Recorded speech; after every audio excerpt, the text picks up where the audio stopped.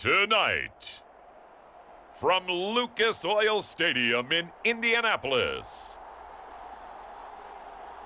it's a special prime time edition of the NFL on EA Sports.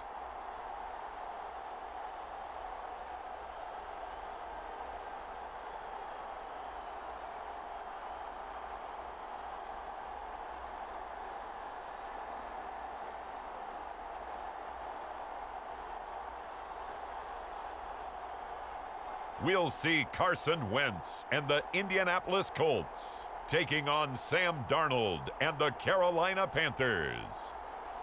These folks in the Circle City, they love their Colts, and they have packed the house tonight as we welcome you to Lucas Oil Stadium in downtown Indianapolis. Just as we were ready for air, it was the Colts emerging from the locker room to great fanfare here in Indy. They're ready to go as the Colts get set to match up with the Carolina Panthers.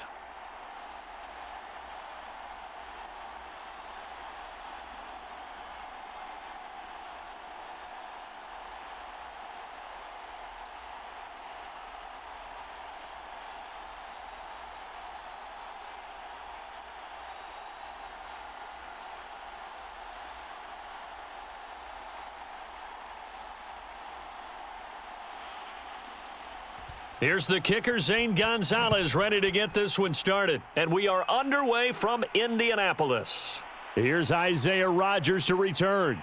And he's up across the 25 and down at the 28. So the Colts now coming out for their opening drive. As we get a peek at the number 2 overall pick from the 2016 draft, standing at 6'5", Carson Wentz. And when you look at him, you see that he's got all the tools you want in a quarterback. The big frame, the quick release, strong arm, has escapability. The issue sometimes, tries to do too much instead of just taking the throws that are available to him, and occasionally turnovers get him into trouble.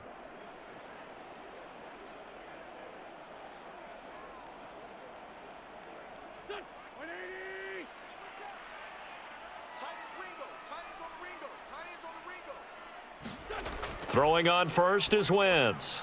And his first look is incomplete.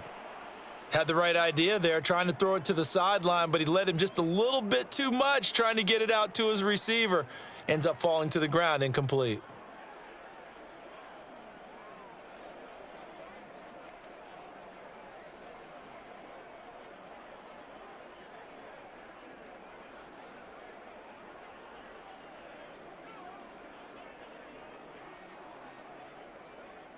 So after the incompletion on first, now 2nd and 10. They'll run. This is Jonathan Taylor. A pickup of about 3 yards as he's taken down at the 31. Well, that's a good start to this drive on the defensive side of the ball. They force the incompletion on first down. Then you're able to shut down the running play on second. Yeah, I wouldn't be surprised now. A little bit of pressure going at the quarterback in an expected passing situation. A tough spot here on their opening drive. This is 3rd and 7. To throw, it's Wentz. He'll check this down to Hines. And boy, he is very close to a first down, but from where they're spotting that football, he's going to be a foot or so short. It's a gain of 6, but not enough, as he'll be forced to punt on their first drive of the game. Well, it wasn't a big strike, but that completion put them in really great range. What do we have now, 4th and inches? Yeah, it's not more than a half a foot. You know what I would do here? You would always go for it. I'm one of those guys.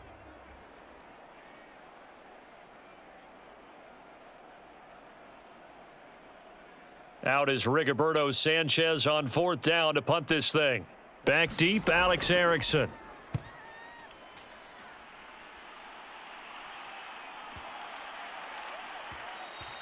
And that'll hit at the 5 and go into the end zone for a touchback. So here are the Panthers under head coach Matt Rule. Leading them out is their 6'3" quarterback, the 3rd overall selection in 2018, Sam Darnold. And the thing with Sam Darnold is we know the skill set is there. May not be the most mobile or strongest arm quarterback in the league, but usually plays with really good poise, and at his best, like a point guard in basketball, able to move around and distribute the rock.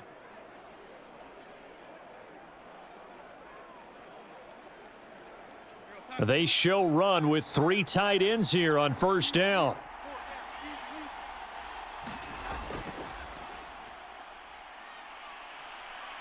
And he gets this up just shy of the 30 to the 29 before he's out of bounds. Give him 9 on the carry that time, and they're set up with a 2nd and 1. A nice run here early on. It doesn't take a great play caller to realize you want to establish a guy of his caliber with runs like this early because they will pay dividends as the game progresses. The previous run, good for 9. Here's 2nd and a yard. Darnold will hand off to McCaffrey. Trying to bounce it outside, but he's only able to get it back to the line of scrimmage. He got maybe a half yard at most, but officially they'll be left with a 3rd and 2.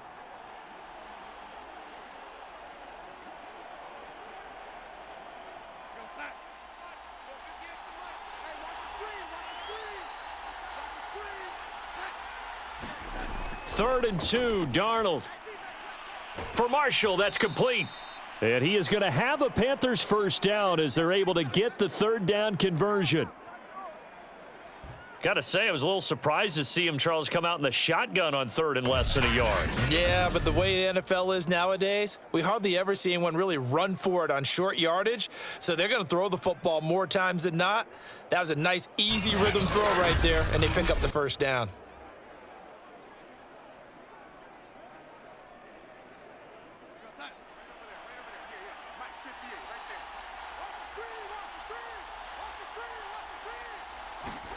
On first down, Darnold. And he will find the open man. It's DJ Moore. And he takes this one down almost all the way to the 30. Well, I think when they look at their offense, they think to themselves, weapons, weapons everywhere, and they want to move the ball around. They want to spread it to different people. But you absolutely know they want to get this man involved as well, and that's what they just did on that play.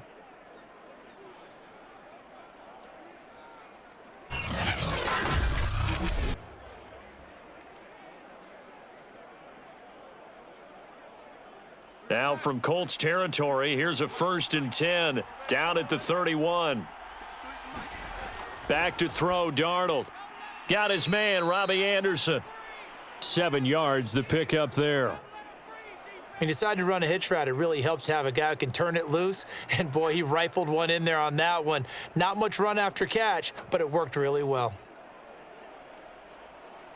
2nd down and 3. Darnold from the gun. Escaping the pressure right. And down inside the 15, shy of the 10. Offensively, they liked their situation, so they tried to take a shot downfield, but no one was open. So it was tuck it and run time, and he picks up a first down.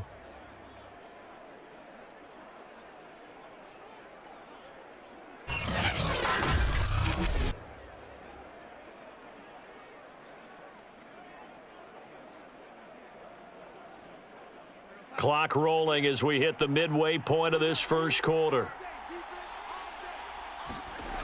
On first down, this is McCaffrey. And he'll fight forward maybe to the line of scrimmage, but that's all. Kari Willis there to bring him down. Defensively, though, they had a chance there to hit him for a loss. Couldn't get it done. Looked like someone was able to knife into the backfield, but he wasn't able to get him down. But his compatriots, they were able to grab him at the line of scrimmage and not let him get any further downfield. Darnold now to throw. Looking for Marshall, but it's intercepted. Picked up by Rocky Sin. He's at the 50. He's at the 30. 10. And he will bring it back. An interception return for a Colts TD. And on that one, with 6 defensive backs, did he need to be more careful throwing the football? I mean, I guess obviously in hindsight he did, but... Yeah, hindsight, but even in foresight, when you got 6 defensive backs on the field, you just know you're going to get multiple coverages. You're never sure what you're going to see. But the biggest one is you don't have much reaction time for your receivers to go get the football because those guys, they're the best cover guys on the field. They go get it. And on that play, they took it the other way for 6 points.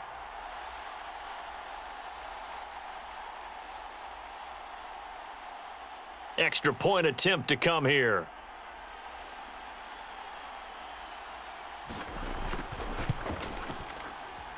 And this is good to make it 7-0 Indy. A heck of a play there defensively, getting the interception, navigating his way into the end zone for the touchdown.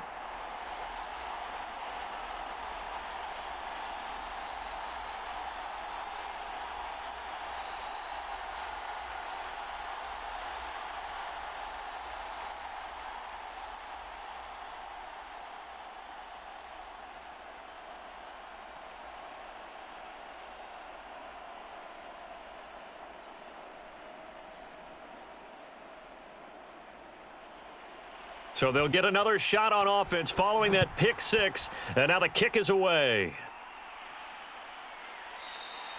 And Abdullah will not try to bring it out. Sam Darnold leading the offense out for their next possession. His opening drive looked good for a while there last time out, was moving the ball down the field, but then the interception, and they ran it back to the house. Let's face it, it's a game of human beings, isn't it? Mistakes will happen, and as you noted, he was playing so well on this drive. I don't know if there was a miscommunication between him and his intended receiver. Did they run the wrong route? Anything could have possibly gone wrong there. He'll just have to shake it off and keep firing. Fresh off the pick six, it's Darnold. He's got a man. That's Marshall. And he's upended after a gain of 2 out to the 27. Oh, I see you nodding your head along with me, partner, because it's pretty obvious what they were trying to do there on the drag route. With his speed, they're hoping he can turn the corner and maybe take this to the house. But that was excellent work defensively to make sure once he caught it, he wasn't going anywhere.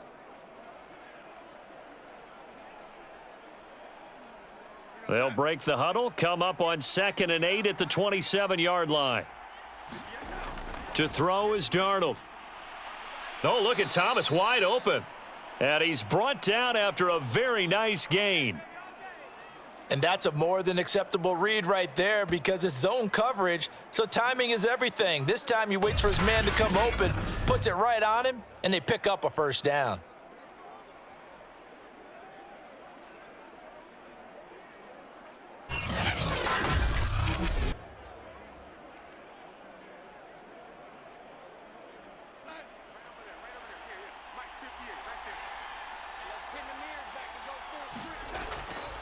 A give running left, it's McCaffrey.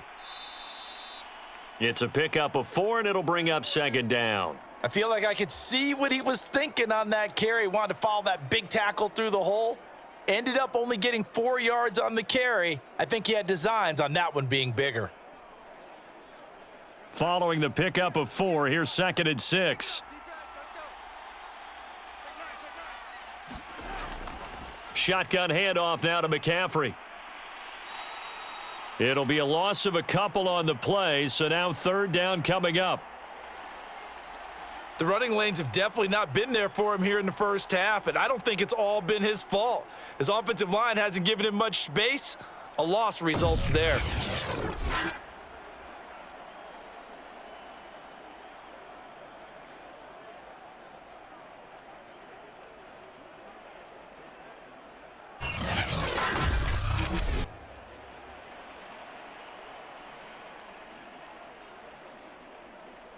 For the Colts, an extra defensive back in there now on 3rd down. Darnold. He's going to drop this down to McCaffrey. And they'll get him down as he's inside the 40. Well, they've certainly done a nice job spreading the ball around on this drive. This time he gets it out to his back, and it's another nice play and another first down. They've got the defense on their heels a little bit. They're reacting instead of being aggressive and making plays.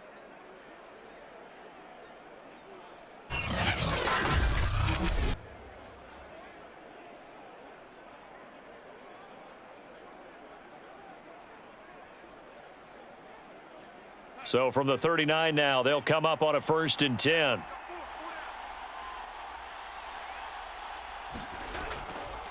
They'll give it up to McCaffrey, and he'll maneuver his way forward for about 4, 2nd and 6.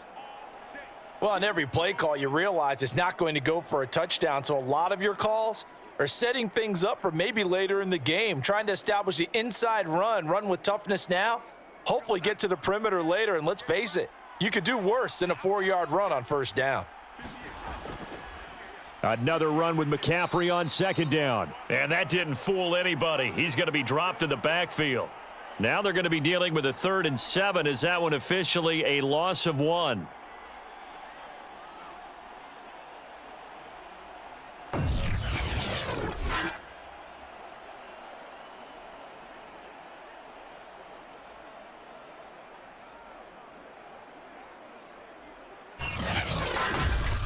After 1, 7-0 on EA Sports.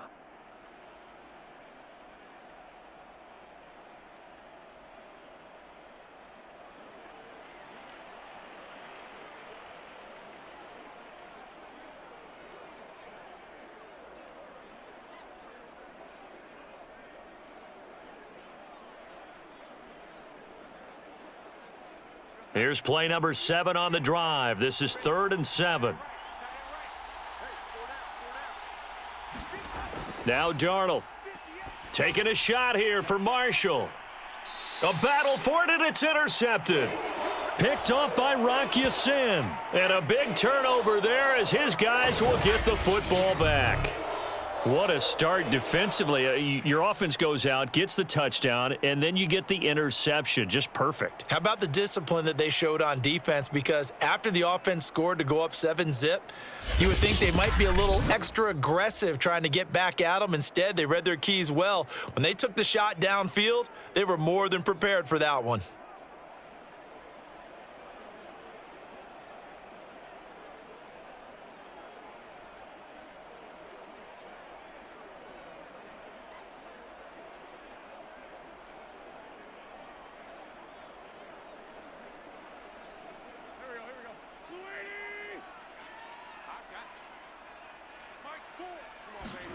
So after the INT, here's Wentz. It's complete here to T.Y. Hilton.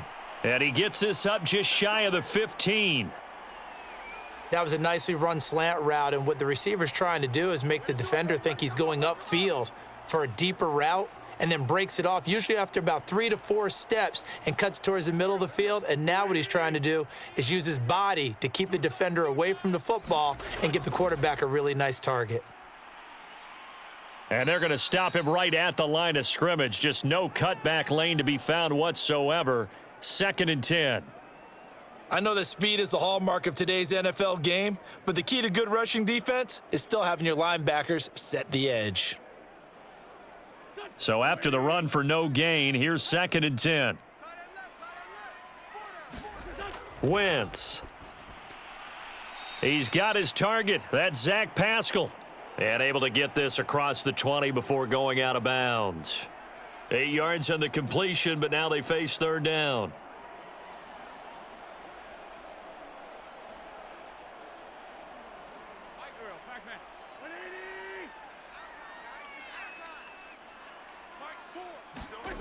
Shotgun now for Wentz. And Pascal's got it. And he is going to have a Colts 1st down as they're able to convert by plenty there on 3rd and 1. This has to go down as one of the simpler routes in the playbook, but oh so effective. Nice completion there. Keeps the sticks moving.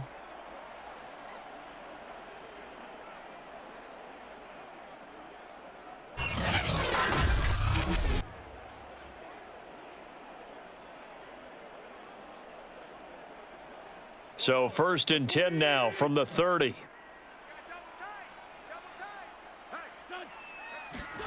Now a play fake. Wentz.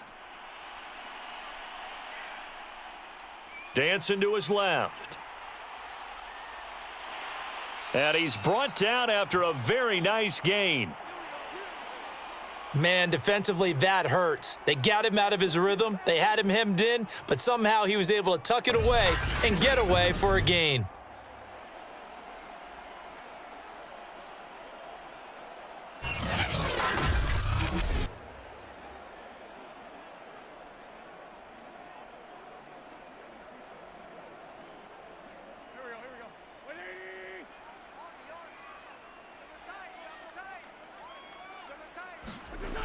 First and 10, Taylor now. And he's going to get a solid gain of 9 before being brought down. 2nd and right at a yard.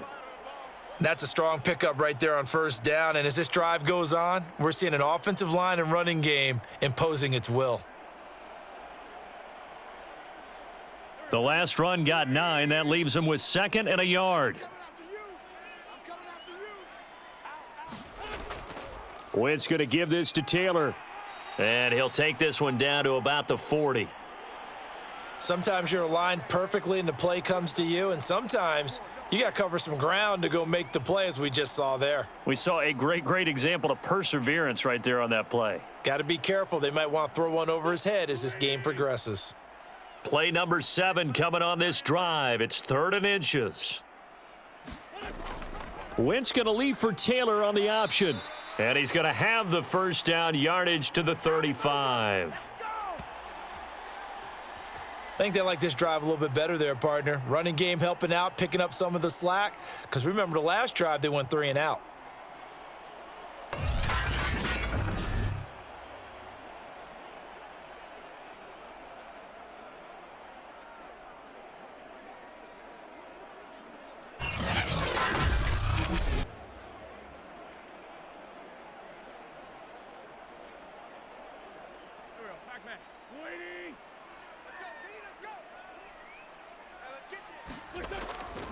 They'll run on first down.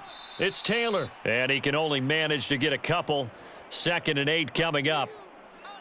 Certainly a nice job there by the defense rallying to the football and getting him on the ground, but I think the play gets made by the defensive front because if they can't get upfield, their job is to go ahead and get low, almost get into a ball sometimes, stack things up, and make it difficult for the runner to find a hole.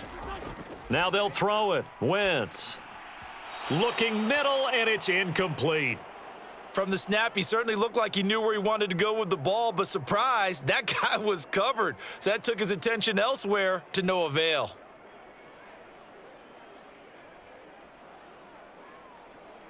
In search of 8 yards on 3rd down. They've already converted 2 of these on this drive, 2 for 2. Wentz now to throw. The Panther rush too strong. They get there and take him down. Brian Burns able to get him down for a loss of 11, and it brings up 4th down. I thought there at the end he may have had a chance to release that, but that pocket closed a little too quickly, and down he went. Yeah, he was certainly trying to do everything he could to extend the life of the play, probably counting in his head 1, 2, and then he ran out of time.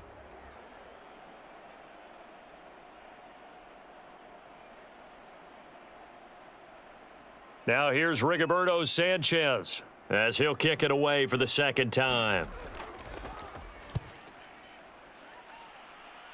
And no return here. Where will they spot it? They say just outside the 20-yard line. And onto the field here come the Panthers. And 2 interceptions already here in this first half. That's got to affect him a little bit, right? He's got to be thinking about it. He's got to be thinking about it, but most of the good ones, they find a way to put it aside. They're not happy about it by any stretch of the imagination, but they find a way to put it aside and continue to play their game. Yeah, can he put it aside? Let's find out.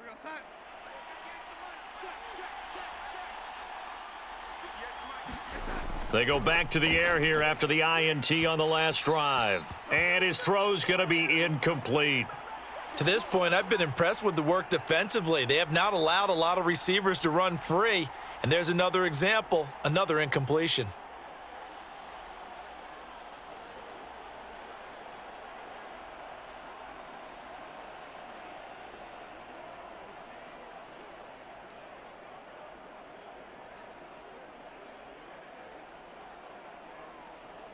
Second and 10.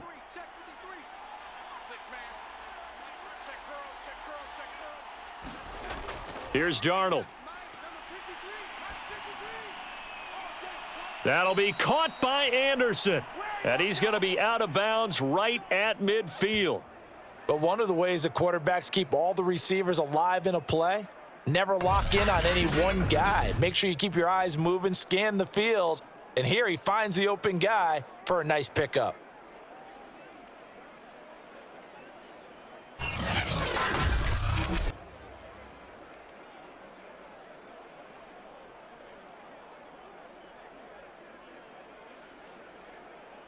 This offense finding its legs now. Here's another 1st and 10.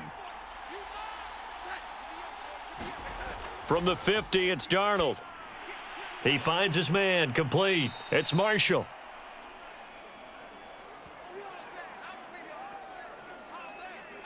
Brandon, perfect defense in this situation would have meant that there was an incompletion. They would have picked it off. Okay, so they gave up the completion. But I really enjoyed watching how the defense stayed in sync, stayed in great communication. And as he dragged across each zone, you see him pointing, communicating. There he is, and they passed him off to each defender. Ended up making a nice play, even though it was complete. On 2nd down, McCaffrey. And he still has yet to get on track in this first half as they're going to stop him behind the line. It'll go down as a 2-yard loss, and it brings up a 3rd down.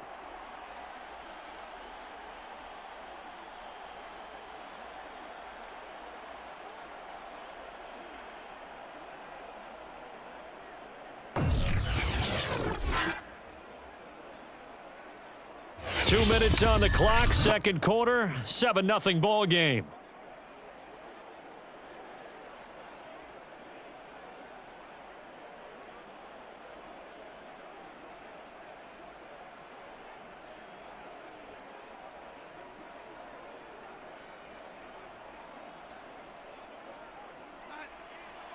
We remind you in just a couple of minutes, we'll get you to Orlando and our good friend Jonathan Coachman. Coach will run through some of the numbers and the next-gen stats from this first half of football so far. Now a shot taken on 3rd down, but it's going to wind up incomplete. Certainly appeared to take away his first read, and by the time he tried to look elsewhere and find an open target, the coverage was too good. That one falls incomplete.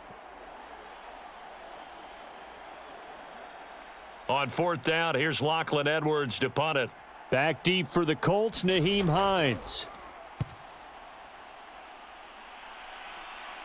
Out of bounds as he appeared to be looking for the corner. He got it. They're going to mark this at the 4-yard line. That is how you flip field position. That's an absolute bomb of a punt. Downs it inside the 5-yard line. Absolutely ideal. And from that position, you're hoping to get it down inside the 15, inside the 5. Superb.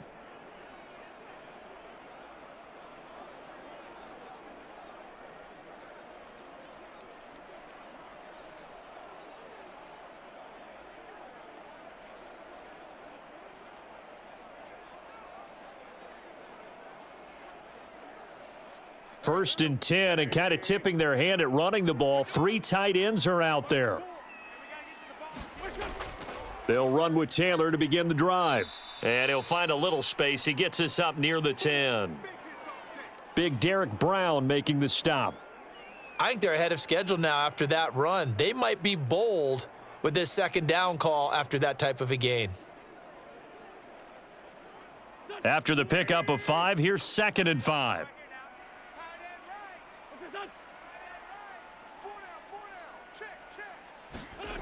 Now Wentz throws this one right side to Pascal. The Colts going to use the first of their timeouts as they'll stop it with just over a minute to go before halftime.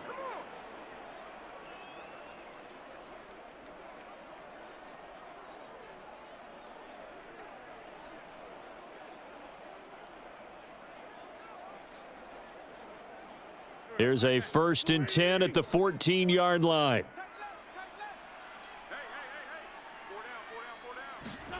From the gun, it's Wentz. He'll drop this down to Taylor.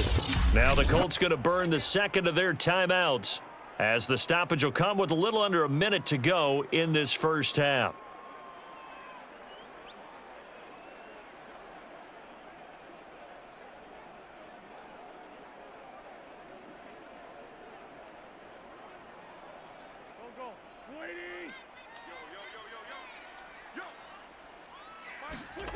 Looking to throw again on 2nd down. Wentz, a pass underneath. Here's Hines with it. And he'll get this up to the 30-yard line. Another catch for him there on this drive, Brandon, and it looks like they're going to utilize him out of the backfield any way they can. And that time they pick up a 1st down. So now on defense, do you assign a man to him and try and cover him before he gets going? So 1st and 10 now from the 30. Now Wentz again. That's complete to Jack Doyle, the tight end. And able to get this one across the 45 before he's brought down. Now the Colts will use their third and final timeout as the clock will stop with 21 seconds to go here in the first half.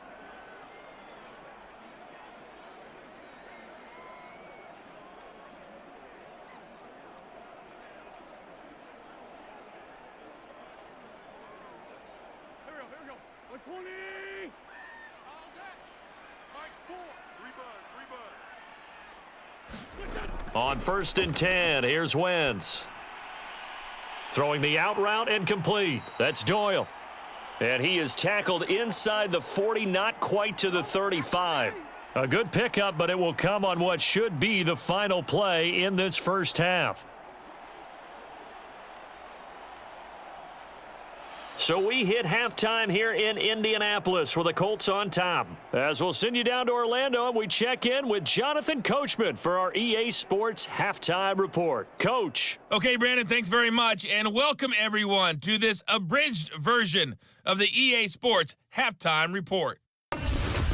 Okay, right, Brandon. Thanks very much. And welcome in, everyone, to this slimmed-down version of the EA Sports Halftime Report. This one's been a hard-fought battle to this point. 7-0 is the score, with neither offense really able to get on track. But let's not waste any time. We'll get you right back out to Brandon and Charles for the second half.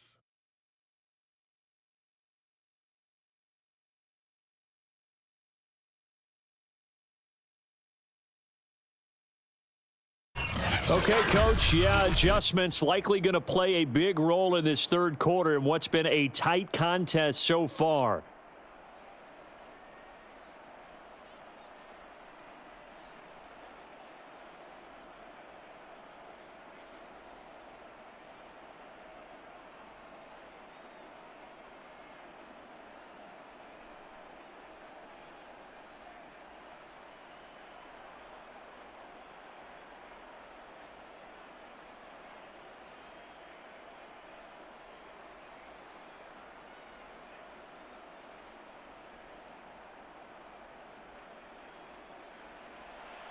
The Panthers going to get the football first, trailing here as well as we resume play in this second half. And no fireworks to start the half. This will be a touchback. Out come the Panthers. They'll have it first on offense in the third quarter. They do trail, but they have a chance to possess the football first to try and do something about it. And that certainly makes it something of an important drive for them, because is it going to win the game? No, but you have to do something to bring some life to your sideline.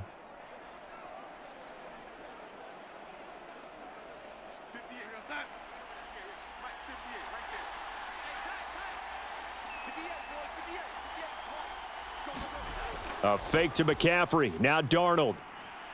And his throw is incomplete. Just a little beyond the reach there of his receiver. That's probably one he wishes he had back. He wishes it had been 7-on-7 in practice, or maybe even routes versus air, because that's a completion he makes, 9.9 times out of 10? Just missed that one. So following the incompletion, here's 2nd and 10 from the 25. Here's Darnold. Nowhere to go here. He lost the football. And the Colts pick it up. And they'll have a short field to work with inside the 15 at the 13-yard line. The defense, they were swarming that time and ultimately got to him before he could get rid of the football and knocked it free. And don't you feel just a little bit of sympathy for him back there, though? So much going on, so much swirling around. He's trying to find someone downfield. He's trying to move around to find an open target. Sometimes you forget the number one thing, take care of the football.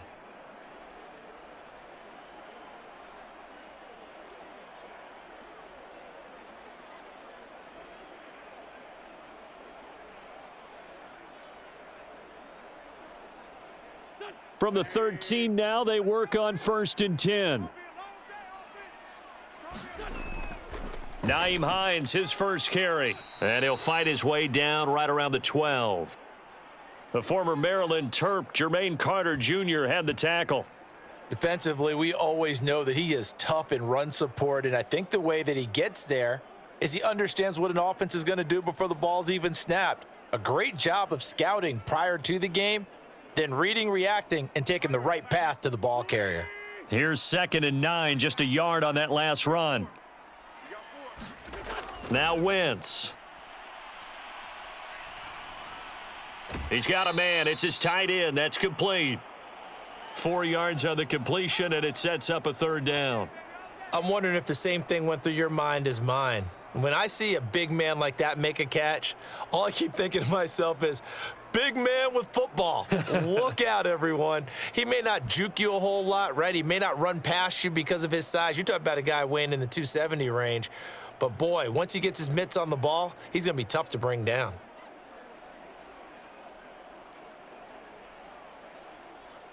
Well, they were handed great starting field position on this drive, but now they face a 3rd and 4. Wentz going to throw. This will be swung out wide for Taylor. And he'll be taken down, but he does have 1st down yardage.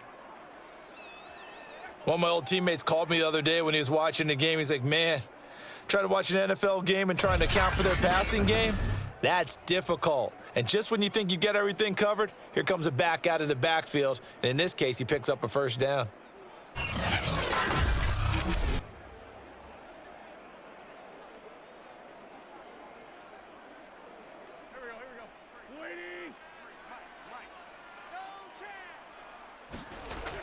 Oh, the option to give to Taylor here. And he'll get into the end zone. Touchdown, Indianapolis.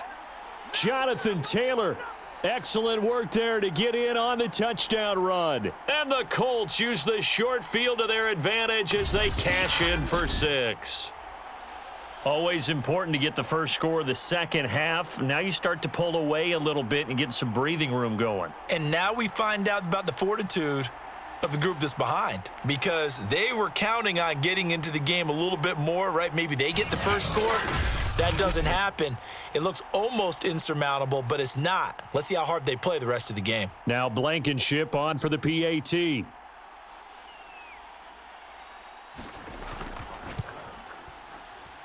And it's good to make it 14-0. So that drive, 4 plays. And it was capped off by a Jonathan Taylor touchdown.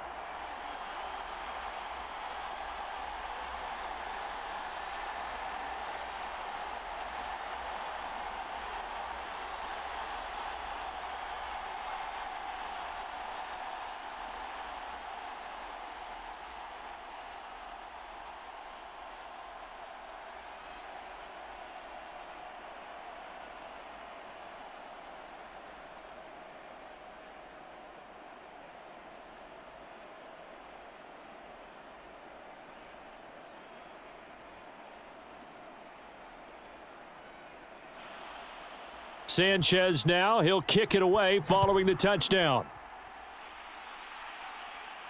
On the return, here comes Amir Abdullah. And they'll get him down inside the 30 at the 27.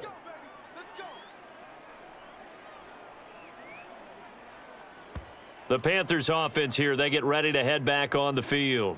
And the turnover last time, that's sort of been symptomatic of their struggles here in this one. Big word. I like it, though, because you're exactly right. You like that, don't you? All game long, they've struggled moving the ball, turning it over on the last possession. What's that word again? Symptomatic? Yeah. I like that. Your analysis, symptomatic of the success of this broadcast. What I like is that you gave me the word, and I just kept using it. They start on the ground with McCaffrey. Give him a couple on the carry there, 2nd and 8. Well, they still have time to get him established, but in my estimation, they've got to pick up the urgency here. They've got to get quickly in and out of the huddle and run off a bunch more plays. The last run good for 2. Here's 2nd and 8. A shotgun snap for Darnold. Over the middle, and it's incomplete. Let's face it, if you want to get back into the game, these are the kind of throws you got to hit. He's wide open right there. Got to be able to get it to him, don't you think? And those are the throws that haven't been available to them every time he's dropped a pass. Yeah, that's a big miss. This offense in desperate need of a conversion as they come up on 3rd down. Now it's Darnold. To the right side and complete to Thomas. And he is going to have a Panthers first down as they're able to get the third down conversion.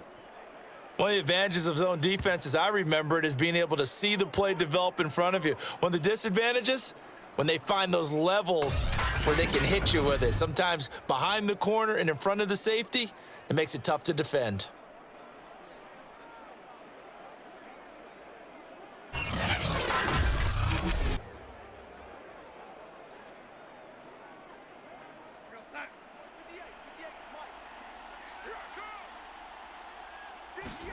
On first down, it's Darnold. He'll get this out wide here to McCaffrey. And he's out of bounds as he gets this down to the 45.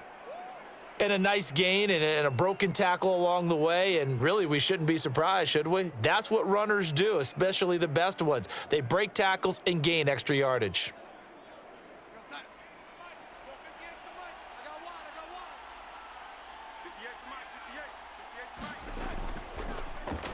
Here's a throw out wide to Anderson. Broke through some contact, but unable to reach the 40. The goal of a wide receiver screen is get enough blockers in front to create a wall and let him pick his spot to run the football. How about the defense there, swarming to it and not allowing that to happen? Did not let him get downfield. This is 3rd and 1, very likely 4-down territory even if they don't get it, though. Throwing again is Darnold. The Colts are going to get him. Down he goes. Grover Stewart drops him for a 4-yard loss there, and that brings up 4th down.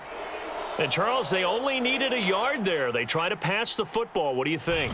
Well, I can't really go all out and kill them for the call because that 3rd and 1 fake and throw it over the top for a big play, that often does work. But in this situation, the pressure got to him.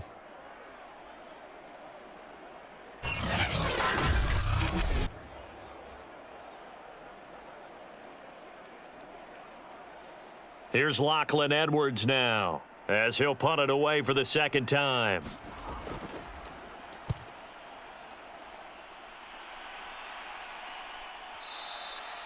And problems spreading to the punt team now. This one goes all the way into the end zone on the fly, so that'll come back to the 20. And now Indianapolis set to take the field. And they're hoping to redo their efforts in the last drive when they got into the end zone. And just think of what it's like now on the sideline, because when you score a touchdown, you have to go over and look at the tablet and see what you did on the last drive. When you scored points, it's a whole lot better view than when you're trying to figure out how to fix things there.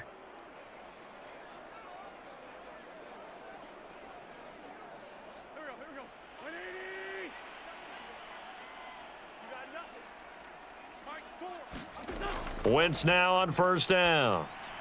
Over the middle, complete. That's Hines. And he'll get this up to the 30-yard line. And now we get into the psychology of the whole thing, because a lot of teams with a 2-score lead in the 3rd quarter, they almost become defensive with their offense, just playing not to lose. I think with this team, you got to figure at this point, this is a great spot for them to go into attack mode, really try and put the hammer down and finish this one off.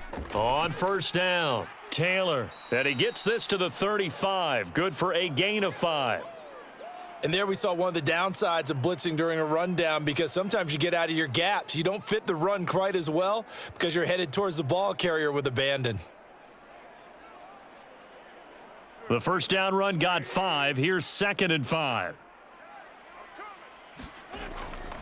Again, it's Taylor. And able to get this one across the 45 before he's brought down. Well, you certainly have to give a little credit here, because they're playing this game now at their pace. This is ball control football, sustained runs, taking their time and making it work.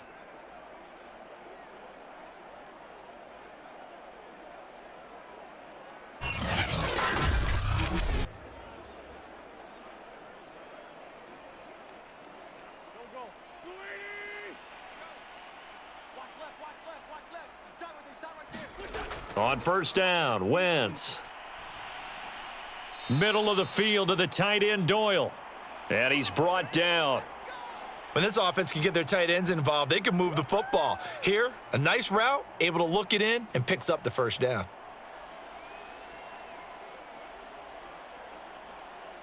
So from Panther territory now, it's 1st and 10 at the 43.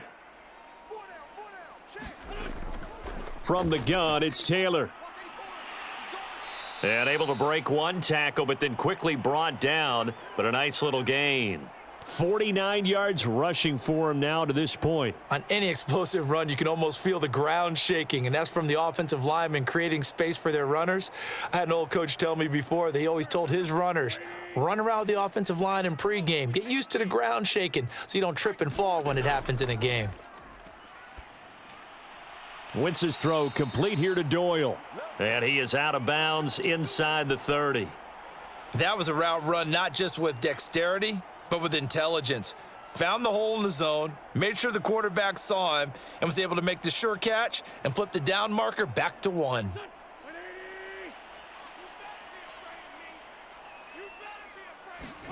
Wentz now on 1st down. Middle of the field, he finds Pascal. And the result here, a pickup of 8. Leaves him with 2 to go on 2nd down. Good throw, good catch, but I really like the route. The drag and being able to run away from defenders, hard to stick with them for that long. Yeah, better against man than zone, or? Better against man, because now you're running away from someone and you're not running into a defensive player in another zone.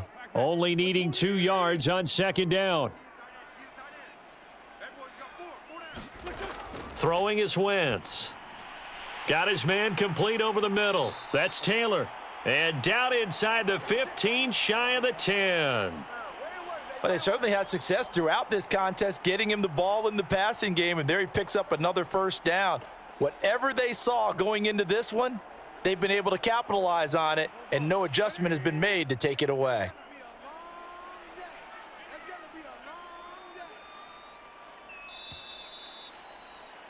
And that is going to do it for this 3rd quarter of action.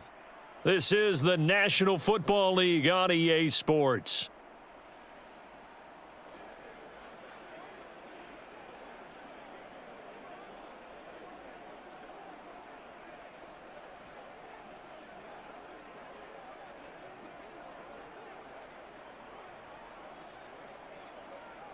Now a 1st and 10 at the 11. Throwing now is Wentz. Quick hitter here, it's complete. And it looks like he'll be just a yard shy of the 5 here as he's out at the 6. 5 yards on the catch there, brings up 2nd down. Another nice pickup through the air, and I think a lot of people might expect them to run the ball in this situation, Brandon, but with this lead, they're electing to throw the football. Swings, slants, quick outs, things that they consider safe. On 2nd down, it's Taylor. And he is met at the line of scrimmage, and he goes down right there. They'll say no gain on the play there, and now it'll be 3rd down. And the big fella stuffed that one up in a big way. I think doubling him has to be a priority because you can't move up to the next level if you don't take care of him first.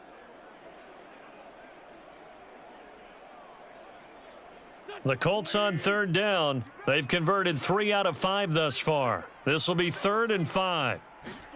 To throw, it's Wentz. Got a man, and he hits him in stride. Touchdown! Jack Doyle from 6 yards away. And the Colts have put this one to bed here in the 4th quarter. So an important touchdown right there is now they're really beginning to pull away. Yeah, and this was a tight game until not too long ago. But since then, they've hit the accelerator, and they pushed the lead up to 3 scores here in the 4th quarter, and I don't see them looking back. Blankenship out for the point after.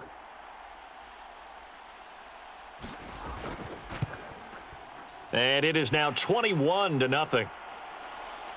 So that one a long 11-play drive. And the result for the Colts is a touchdown.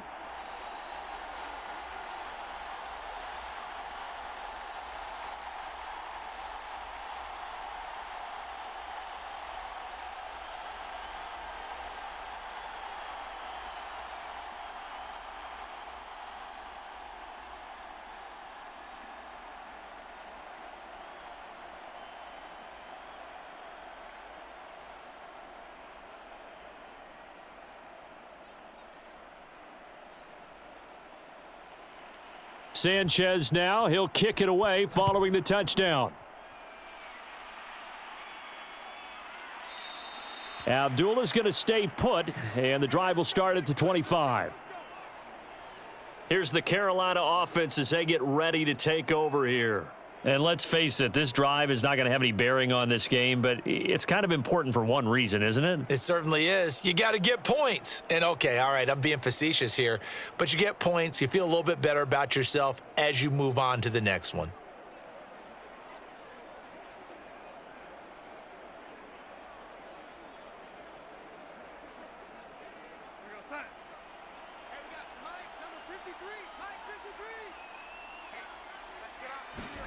On first down, Darnold. Over the middle, it's Thomas. And from the 25, they work this to the 29, a gain of 4. Decent start to the drive, but let's face it, they need a lot of things to go right in a short amount of time, down 3 scores. Yeah, they're going to run their 2-minute offense here in this game, but this is for future games. Can they get better and be ready for the next time, hopefully with a chance to win? To throw again on second down.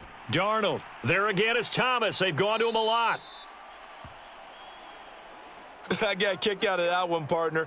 You and I talk often about trying to hide receivers in certain situations, but a guy of his size, can't really hide him. But the tight end drag route, definitely an effective way to sneak him across the formation for an easy completion and a first down.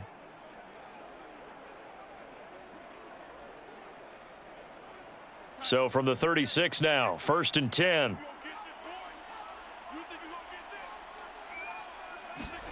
To throw is Darnold. And he's going to be intercepted for the 3rd time thus far. Picked off by Darius Leonard, the linebacker. And they will finally bring this run back to an end, but not before he's down inside the 5-yard line at the 4.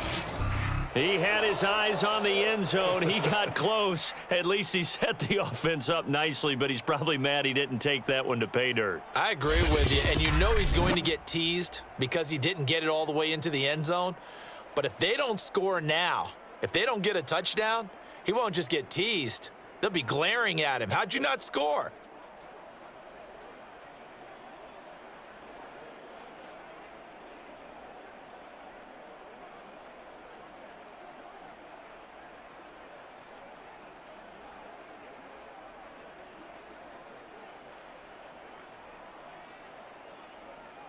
Suddenly, it's 1st and goal after the interception. A quick change in the situation here. Working from the gun, Wentz. Eluded, and he will not make it back to the line of scrimmage as he's going to be taken down. Daquan Jones fighting his way home to get the sack. Well, there's still time to rectify this situation because the silver lining, they took a sack on 1st and goal. But that close to the goal line, that still definitely hurts.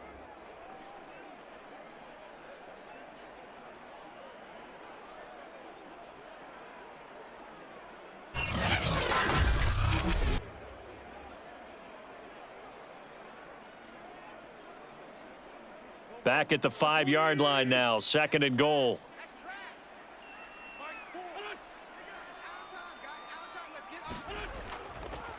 On the handoff, this is Taylor. And he'll get this one back to the 5-yard line, but no further than that. Call it no gain that time, and now it's 3rd and goal. Defensively, I think they can smell a stop ball right around the 5 here, brings up 3rd. And I think what they've done is they put doubt in the minds of the offensive guys. What do we do? Because now you don't have a go-to play. Either side they pick, throwing it, running it, it won't be easy. This goes out right to Doyle. Able to hold him to just 2 yards, and now it's 4th and goal. Partner, I think that completion takes the definition of dink and dunk to a different level, doesn't it? It does, and the defense was right there, kind of played into their hands.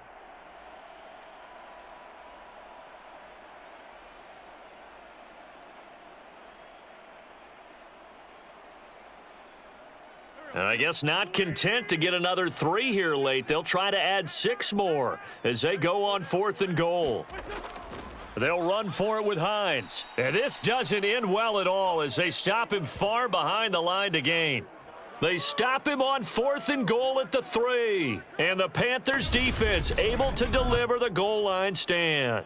So we were looking at each other up here in the booth when they went for that saying, oh, wow, talk about trying to add insult to injury. Some teams are just like that. You know, some philosophies, some coaches are like, look, when I got a chance to put some more points on the board, I don't care what the situation, I'm going to do it. And they're also the same coaches as a general rule that if someone does it to them, you won't hear a peep of protest out of them. That's just who they are.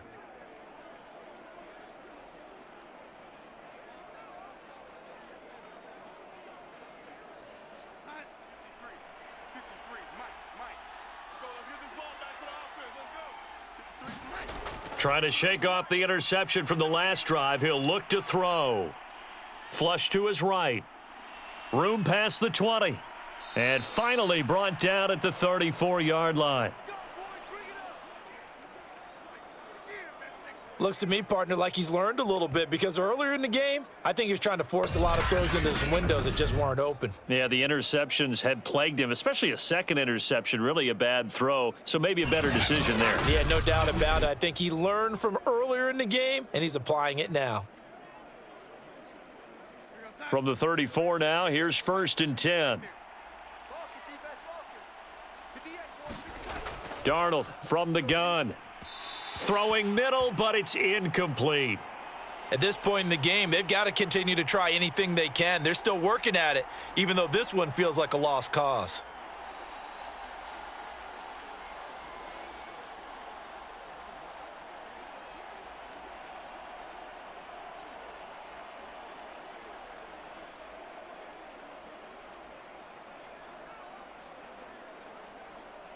Here's 2nd and 10.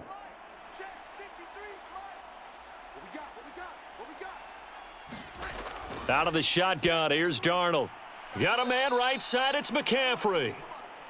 They get 7 out of that, so they're left with a 3rd and 3. One thing I think that's safe to say defensively, the tackling's been really good. And because of that, it's been very, very hard for them to move the ball because you're not getting the benefits of run after catch. They're tackling them almost on the spot. That means you have to run extra plays, harder to move it. Darnold on 3rd down. Open man is Anderson. And he is going to have a Panthers 1st down as they're able to get the 3rd down conversion. Nice game there, partner, but you and I both know that won't do anything for the final score. They're not going to win this one. Right now, they're playing for pride and fantasy points. And just to erase that goose egg, nobody wants to be shut out.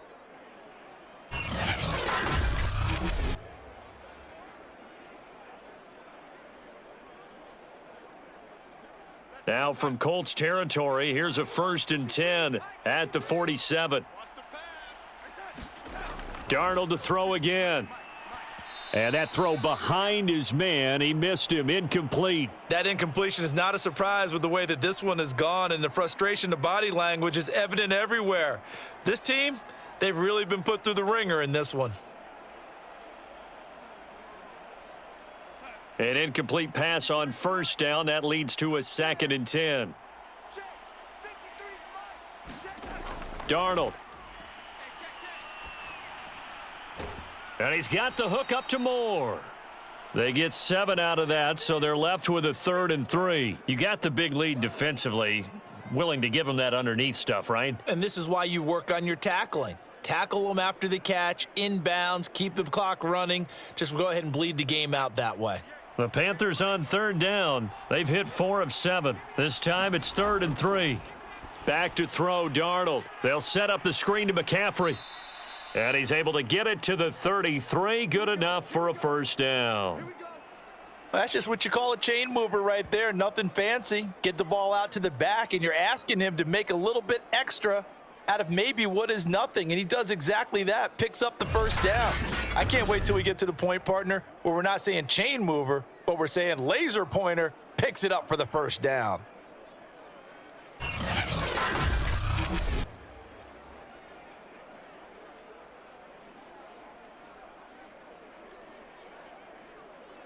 So they'll come up 1st and 10 now from the 33.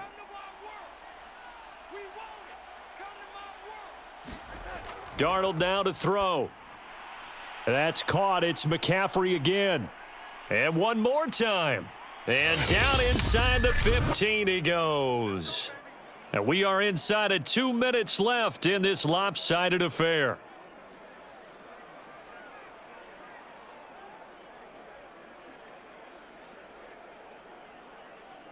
So it's Panther football as we welcome you back. Here's a 1st and 10 at the 14-yard line. From the red zone now, they'll look to throw. Quick slant, caught by Moore. And he's tackled a yard short of the marker. Good gain of 9 on 1st down.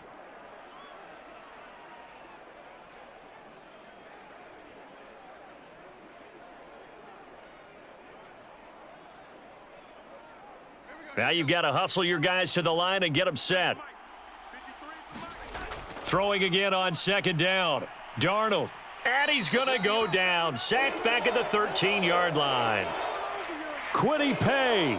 It'll go as a loss of about 8 as he gets in there to drop him.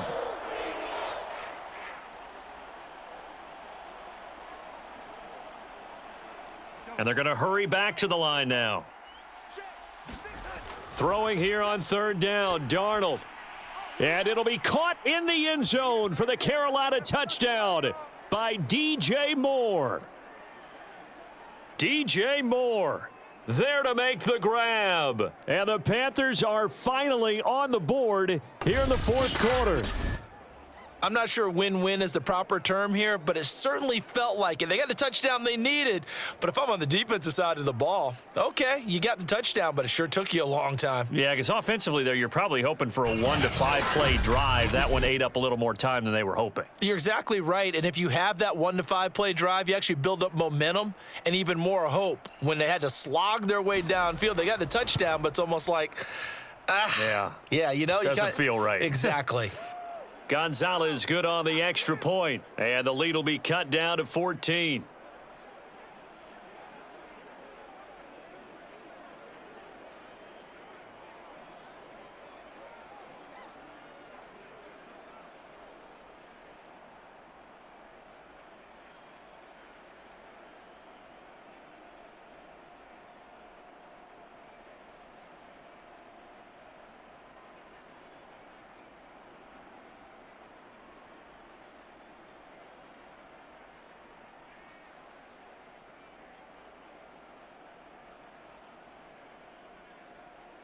So 2 scores down. Time definitely not an ally, but here comes the onside kick. And this is going to be taken in by the Colts. They knew they needed a miracle. They had to have that onside kick. They didn't get it.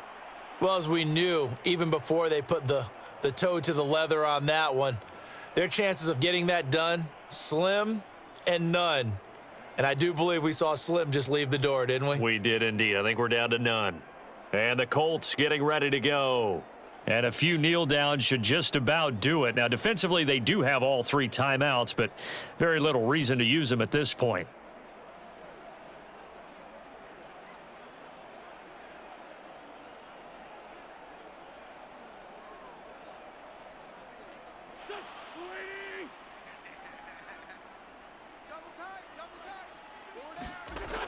They'll run on 1st down. It's Taylor. Now a timeout called for by the defense as they get the stoppage with just over a minute to go in the game.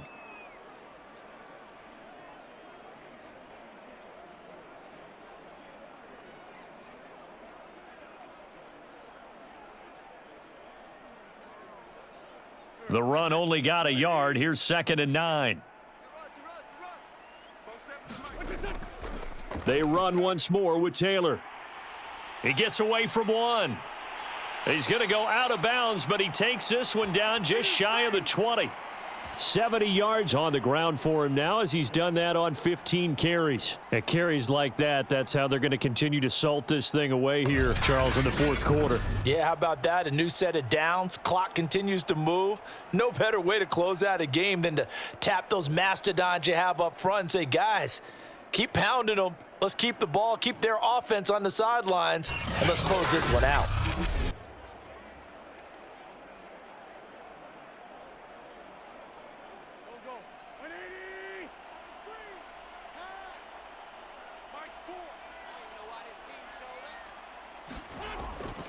On first down, Taylor. And he's going to take this ahead for right around 3 yards, but no more than that. Second down.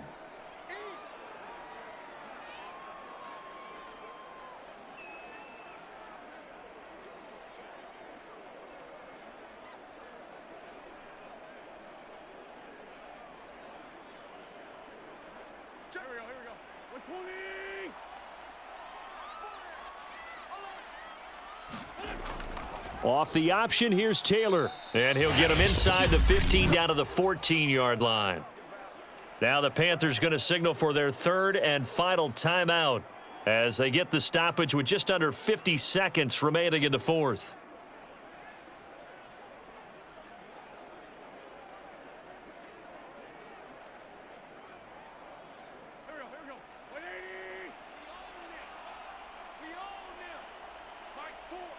The Colts in victory formation now as they take the knee.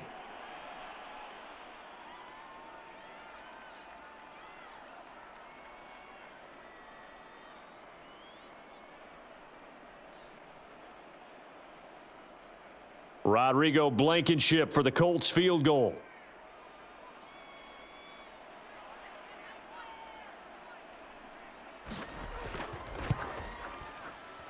And his kick here is good. And that will extend their lead even further.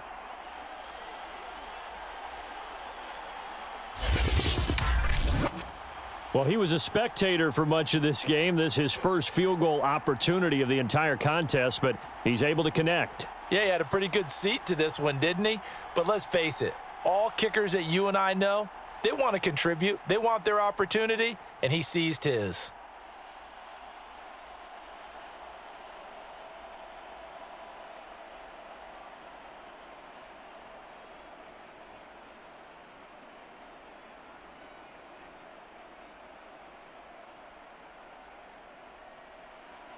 Set now to kick this one away, and off it goes.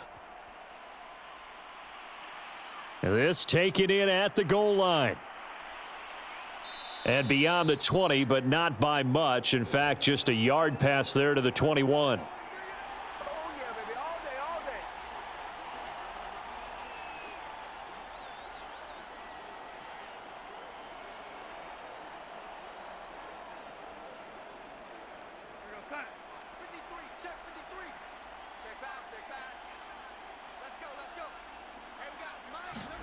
One last throw now for Darnold. And that will be incomplete as time has run out on this football game. So this one winds up an Indianapolis victory. And it was their defense that really paved the way to this victory as they allowed the one touchdown, and that was all she wrote. Almost want to do the defense chant right now, right? Defense with a couple of claps in there, but no one wants to hear that from me. Let's just talk about how they got it done, though. When you take care of every aspect of the game, shut down the run, control the airways, right? Make sure the quarterback is harassed. This type of performance you get. They can't fashion together any offense, no consistency, and they just took control.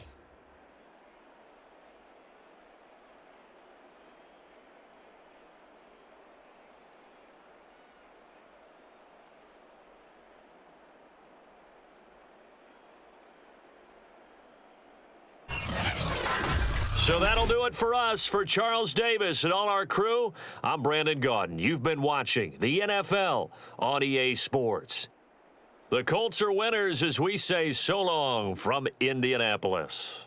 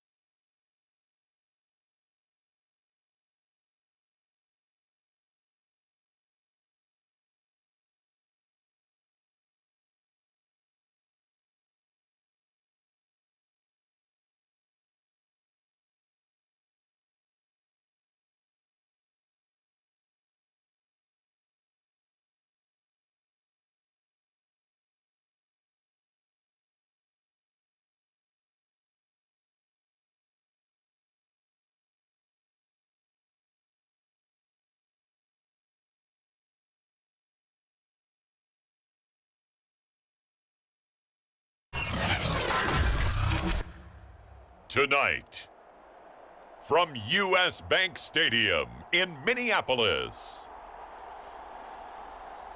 it's a special prime time edition of the NFL on EA Sports.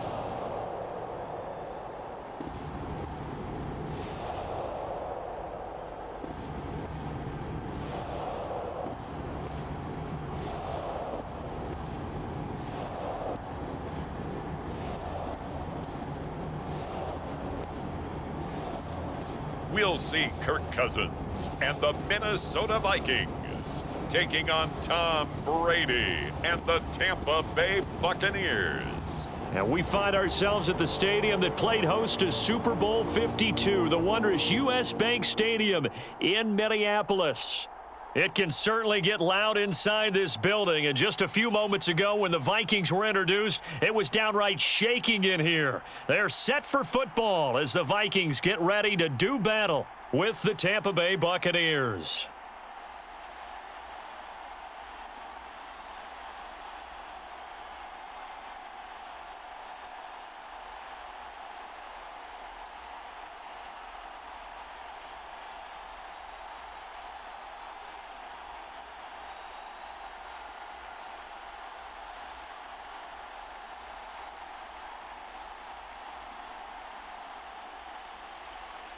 Here's the punter, Bradley Pinion, on to get us started. And we are underway from downtown Minneapolis.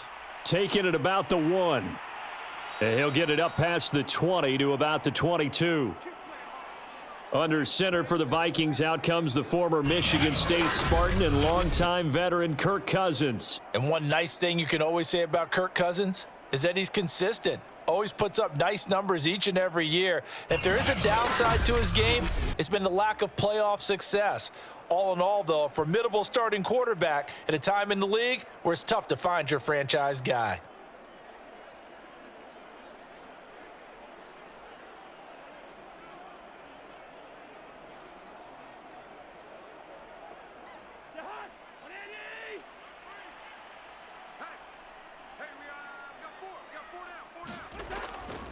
The first carry now for Dalvin Cook. Oh, able to avoid him. And they're going to get this beyond the 40 before he's taken down. Well, one unit I know you want to watch is that offensive line. If they keep clearing holes like that, it could be a long night defensively. No doubt about it, because when they are in sync, as we're seeing so far, when that continuity is there and you can see that they're playing off of each other while controlling the defensive front and linebackers, you're exactly right. It could be a very long night for the defense because someone's going to run for some big yardage. One play has him up past the 40 already, and another 1st and 10. Cousins to throw it. That's to Dalvin Cook, his running back. And he'll go down right around the 47 this time. Give him a gain of 5 on the completion, and it'll make it a 2nd down. I like it. I like it. I like it. Get everyone involved in the passing game, and you know you can create those great mismatches throwing it to your guys out of the backfield. And on the first drive, that can also help establish some rhythm, right? I think so, and gets everyone involved. They feel like they're part of it and really gets them amped up as they go forward. A throw over the middle taken in, and he's able to get this one down to the 40-yard line. I think it all came together there. In-breaking route, drove it with excellent pace. Money throw right there to move the sticks.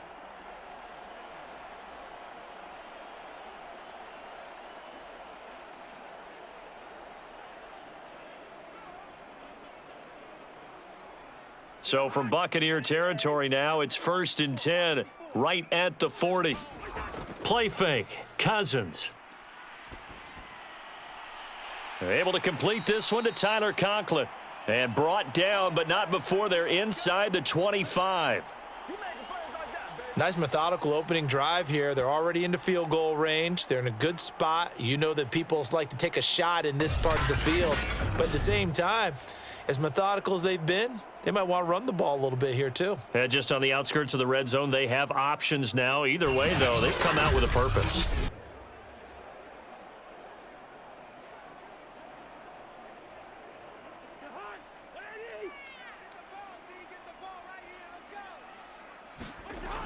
First down, here's the run with Cook. And he'll work this forward for about 3 at second down. Yeah, I don't know if it's exactly a win-win, but if you're on offense, you'll take that kind of a run, all right? It was kind of stacked up, found a little bit of yardage, and frankly, they're pretty close to staying on schedule on offense. The playbook is still open for the coordinator. The last run got 3. Now here's 2nd and 7. They go play action. Cousins. And his throw's going to be incomplete. I'm going to need some help with this one. How did he miss him? Wide open in the end zone. He's not hurried. He's not hit. And somehow, incomplete? Yeah. What happened? During film study, that's one where he's just going to shake his head, not be able to believe it. 6 points go by the wayside on that one. On 3rd down, Cousins. Nowhere to turn this time, and he goes down. Sacked back at the 29. Shaquille Barrett put that sack by his name in the stat sheet. We always talk about how teams are so competitively matched and you just want to make those plays that give you an advantage. How about right here? The difference between letting them score a touchdown versus holding them to a field goal, that's absolutely huge with the play he just made. And you know he hated taking the loss there on 3rd down.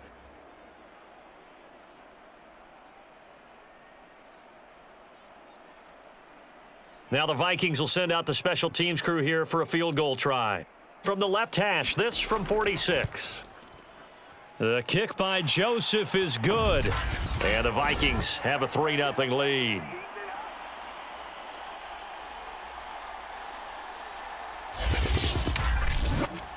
So the opening drive does yield points, maybe not the 7 they wanted, but they'll take the 3. Accumulating first downs does not go up on the scoreboard, but it does go into the DNA of a team that's trying to establish itself to start a game. That has to feel pretty good for them. They'll take the 3. Yeah, they had 3 first downs and 3 points. Joseph now to kick this one away. Taken in at the 3. And a nice return sets him up pretty good here right at the 30-yard line. First try on offense for the Bucs and their veteran quarterback, Tom Brady. Well, we've all seen what Tom Brady can do on a football field for a couple of decades now, but how about his most impressive accomplishment? Moving to a different franchise and taking them to a Super Bowl title as well. Not many players can continually stiff-arm Father Time the way that he has.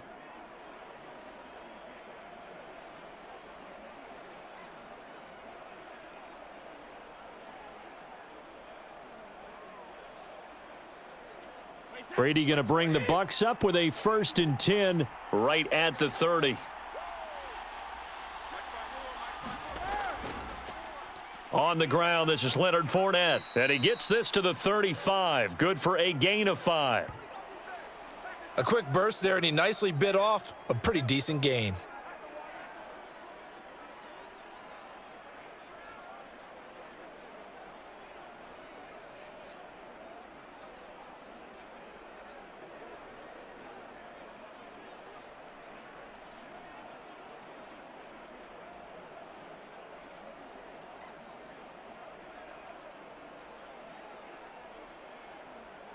Working with 2nd and 5 now. On play action, it's Brady. And on the left sideline, he caught it, but out of bounds, according to the head linesman. Incomplete, so the ball a little late getting there, and it's 3rd down. So many times we see teams go on the road and want to lean on their running game, but this crew just announced they're going to try and air it out and make hay downfield. They come up now 3rd and 5 following the incomplete pass. Brady now to throw. And a first hookup with his all-pro tight end, Rob Gronkowski. And he is going to have the Buccaneers first down. They needed 5 there on 3rd down. He winds up getting 7. When you give up points on the opening drive, in this case a field goal, you'd hate to go 3 and out. They avoid that. They do, and it's also walking that fine line mentally, too, as a coach, isn't it? Because you want to emphasize to your team exactly what you said. All right, we gave up a field goal. Let's go back and at least equal that, guys. But if we don't, You don't want them to feel like it's the end of the world either. Nice that they were able to pick up the first down there, help them relax a little bit. Fournette, a first down carry. And he'll be brought down at the 48-yard line. Now, that was an excellent run. And when you see that happen, that's when you're seeing guys doing their job and then some people doing a little bit more. Offensive linemen and tight ends, they're expected to block. But the wide receivers, all they want to do is catch passes. So when they block on a big-time running play and create extra space, you've kind of hit the jackpot there. In need of only about the length of the football here on second down. A shotgun give to Fournette, and he'll get it down to the 47 here. Second and inches is oftentimes an invitation for an offense coordinator to take a big shot downfield because he feels like he can come back on third down and pick up the first down. But sometimes you just don't want to break tendency. Stay with what you are, stay with who you know, and go get the first down. That's exactly what they did. Now a first carry for Giovanni Bernard. He'll get about 4 here, down to the 43-yard line. On any running play that's called, they're always hoping that it's going to break big and go the distance. But when you get a nice gain like that, you're able to do so many things anyway. You can come back and run essentially the same play again, continue to move the ball on the ground, or you can decide to throw the ball now because usually you have the defense back on its heels. To throw on 2nd and 6, Brady. Quick completion here to Johnson. And this is going to turn into another first down as the tackle is made at the Vikings' 32-yard line. You can see the time and effort and thought that they've put into their passing game because it was evident right there. It looks like a simple pitch and catch, but you and I both know that they have planned for this and worked hard to make it happen. They'll run on first down. Bernard. And this time they were waiting for him as he'll be knocked down before he can get back to the line of scrimmage. Officially, it's a 1-yard loss. That's going to bring up 2nd and 11. That's a play to take note of there for the defense, I think, in the future. If you're going to try and block him, maybe you get a guard to help double team him and try and steer him out of the play. They should have done it on that snap. 2nd and 11 now. Shotgun now for Brady. Right side, that's complete to Gronkowski. Well, that's always a good place to throw it just because he's one of the biggest targets not only on this team but in the National Football League. And you and I both know the quarterbacks love these large-bodied tight ends, and why not? Nowadays, they're really wide receivers who are just taller and have a little bit more weight. These guys catch the football, make big plays downfield. In the old days, we wanted them to block. Now coaches want them to catch the football first. Pressure coming from the Vikings, and they get there and bring him down. And Daniil Hunter, he's the one who gets in there and brings him down to the ground. Partner, you know what I'm going to say before I even say it. Yeah, you just cannot take a sack in that spot. You're exactly right. You can't take a sack in that spot. Potentially now, a 3-point swing right there.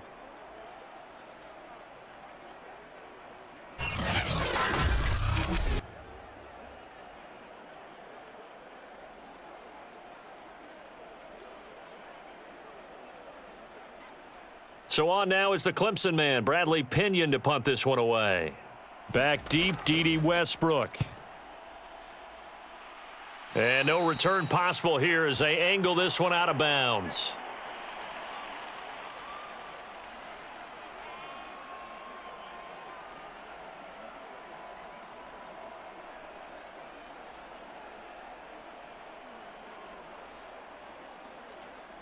The Minnesota offense about ready to get this next drive underway. They've got a 3-0 lead and the football as they start 1st and 10. On play action, Cousins. That's to Cook out of the backfield. That catch good for only a couple. And we see another pitch and catch there to the running back. This position just continues to evolve.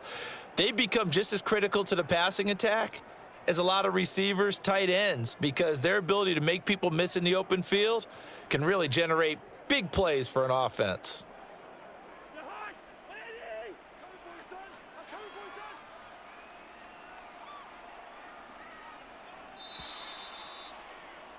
3-0 after one on EA Sports.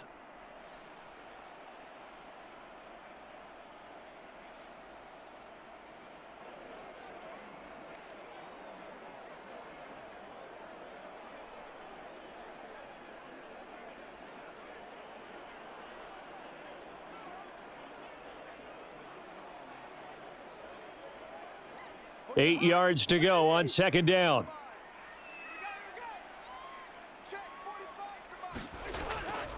Cousins gives way to Cook. Room here to run. And he's taken down right at the 45-yard line. 48 yards rushing for him now on just his first 3 carries. That outside handoff to the left, that play has to warm the heart of an offensive line coach because they controlled the left side where they were supposed to, but they didn't allow anything to leak from the backside on the right side of the offensive line either. Well played. Yeah, and it created a big run.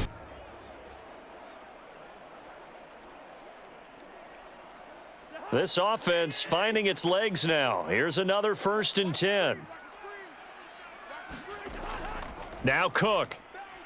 And he sneaks his way forward only for a couple here. 2nd down. Well, any lane that might have been open there was closed pretty quickly, and that was because the defensive front, they won that battle at the point of attack at the line of scrimmage. They used great leverage, held their spot, and stacked him up. The last run got a couple. Here's 2nd and 8. Off the play fake, Cousins. And that is incomplete. So much about defending the pass is being able to be right there at the moment the ball gets to the receiver, and he was right in his hip pocket, helping force that incompletion.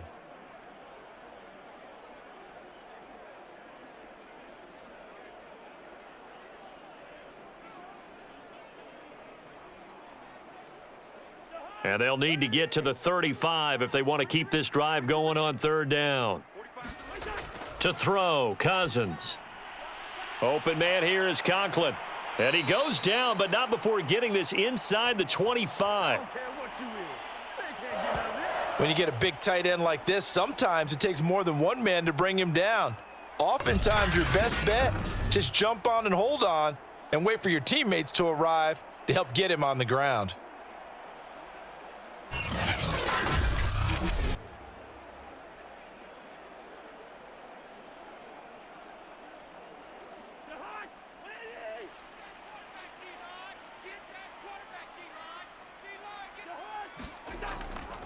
On 1st down, Cook. And that'll hurt the average a bit as this time they're able to get him behind the line. He'll lose a yard there, and it's 2nd and 11. Well, that was not what you would call straight line pursuit for a middle linebacker to make this play. He's got to work his way through the clutter to get to the ball carrier on the outside, and he does exactly that. That's called avoiding the trash.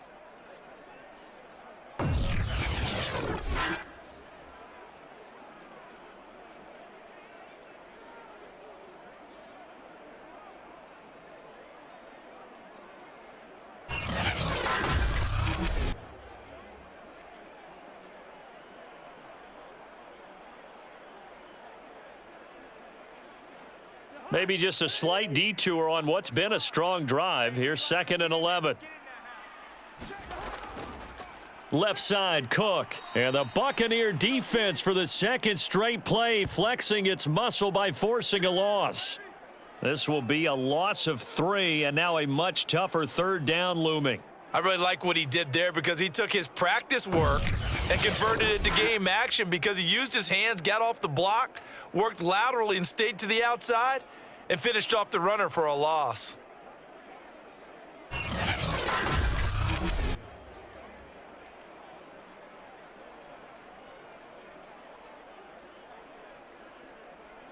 Couple of plays sent them the wrong way, and now they face a 3rd and 14. Throwing, Cousins. Letting one go deep for the end zone. He's got his man. It's taken in for a Viking touchdown.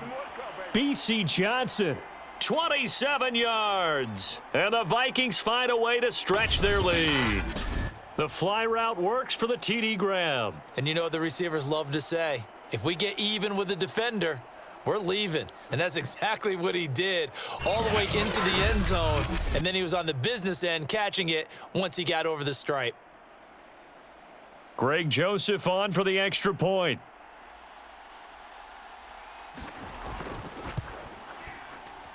It's up and good, and that'll increase their lead to 10-zip. So that drives 7 plays in length, and it's polished off by a Viking score.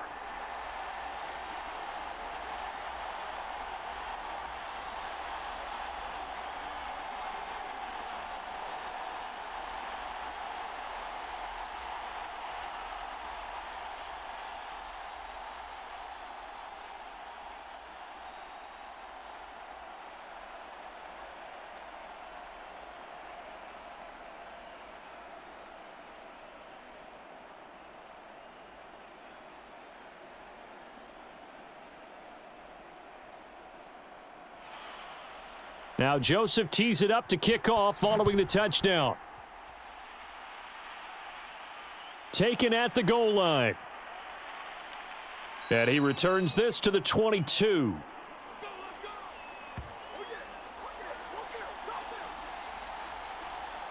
Tampa Bay, they're getting ready to set up shop here for their second drive. Nothing for them yet from an offensive standpoint, down 10-zip as they come up 1st and 10.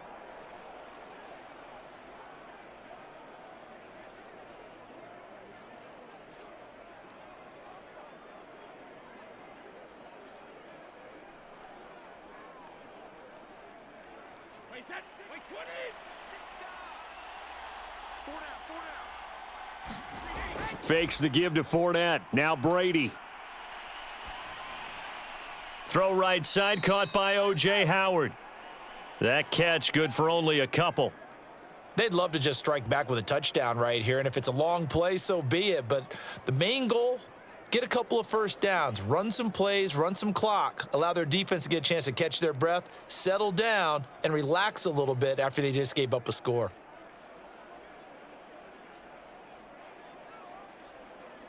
Second and 8 coming up.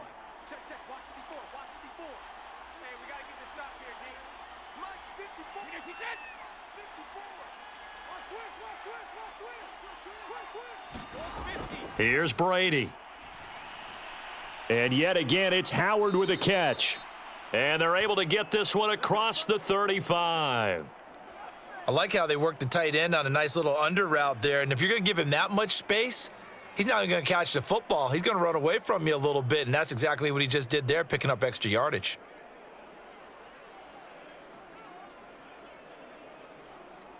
So here's a 1st and 10 at the 38. Now a play fake. Brady. And he finds Howard complete. And he'll be out of bounds after getting this one across the 40. 3 yards the gain there, 2nd down. One thing you're hoping for when you run drag routes, you're able to hit a receiver in stride, and he can pick up a lot of yardage after the catch. But in this situation, the defense was effective, able to stop him before he could get a good head of steam going.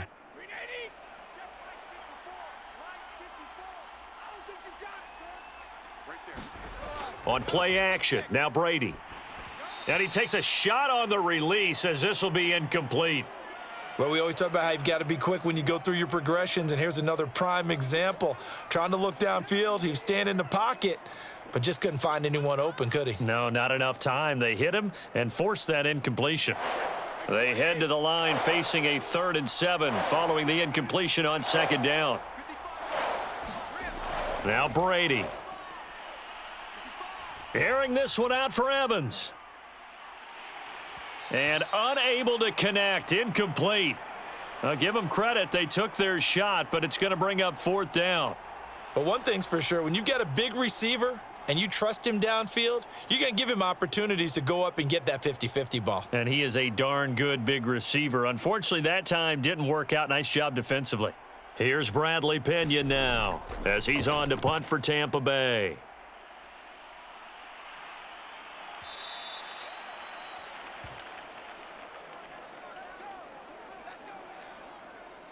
Dalvin Cook taking the field for the Vikings' next possession. We're in the second quarter. They've got the lead. The lead, though, not so much because of the ground game, because of their air attack, Charles. So what they're seeing so far is the possibility of things loosening up later in the ground game. Through the air first, maybe they have to start respecting that even more as the game goes on, and then there will be running lanes to find later. Yeah, try to get him more involved here on this drive, maybe. Cousins and the Vikings with a 1st and 10 at the 20. He'll start by handing it off to Dalvin Cook. And this will leave him a yard short. Nice pickup of 9 yards on 1st down. That was a good run, and it got to the second level. And what I mean by that is that's where the linebackers usually play. First level being the defensive front, last level being the secondary. But the strong safety position ended up making the tackle, and oftentimes we call them a hybrid. Combination defensive back, combination linebacker. We saw the linebacker make the stop. 2nd down, they go right back to Cook. And they'll take him down at the 31-yard line. 2nd and 1 is often an invitation to take the big shot downfield. But I bet the offensive lineman said, are you kidding? We just get on our backs and let's go get the 1st down. They love being physical. Line of scrimmage, the 31 now on 1st and 10.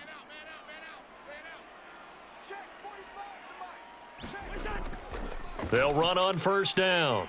It's Cook. And he's going to be met at the line of scrimmage and taken down. Levante David in on the tackle. As usual, the hallmark of a good run defense, linebackers making plays near the line of scrimmage. Absolutely nowhere to run there. Officially nothing on that last run. They'll try again, 2nd and 10.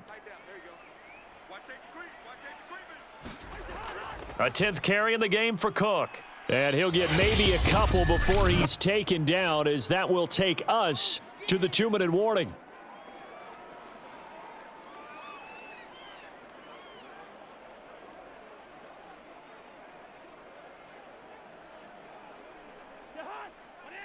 A reminder coming up in a couple of minutes' time. We'll pay a visit to Jonathan Coachman, the coach in our EA Sports studios. He'll have a look back at the next-gen stats from this first half of action. And he will have a Vikings 1st down as they're able to get the 3rd down conversion. That's a big conversion there on 3rd down because they did not want to give the ball up here late in the half. They'd love to take the clock all the way down and score. This will definitely help the cause.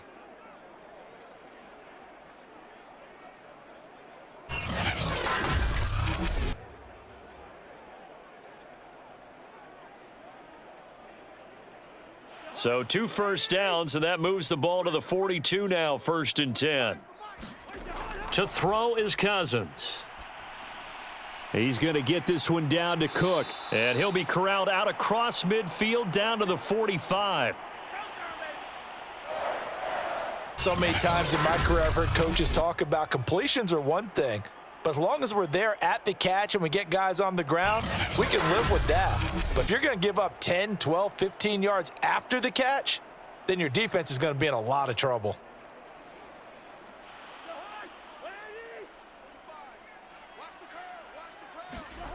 A 1st down throw for Cousins. It's a short one here, complete to his tight end. And he'll go out of bounds right around the 40. Not a big window to throw. Coverage wasn't too bad there. Yeah, they had him under wraps pretty well, but somehow able to muscle his way open and catch the ball. Ball at the 40 here for 2nd and 5.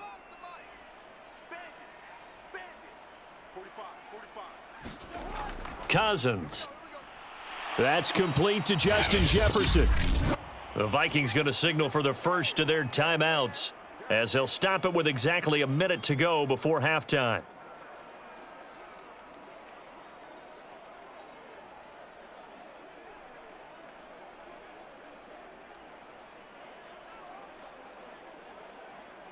So 1st and 10 now from the 30.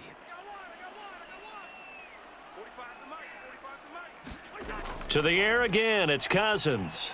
Setting up the screen for Cook. Now the Vikings will use the 2nd of their timeouts as they get the stoppage with a little over 50 seconds to go in the first half.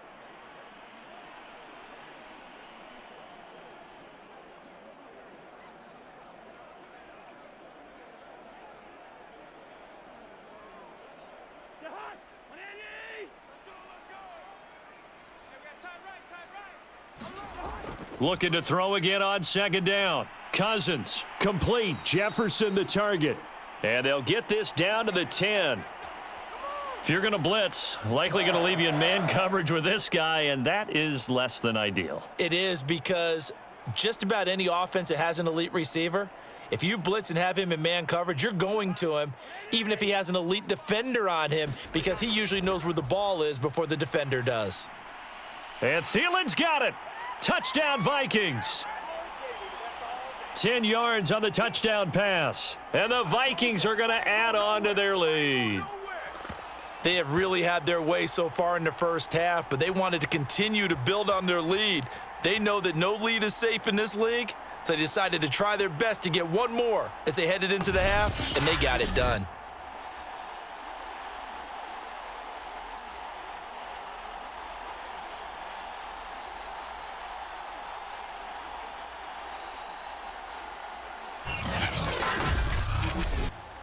Joseph now to have the PAT.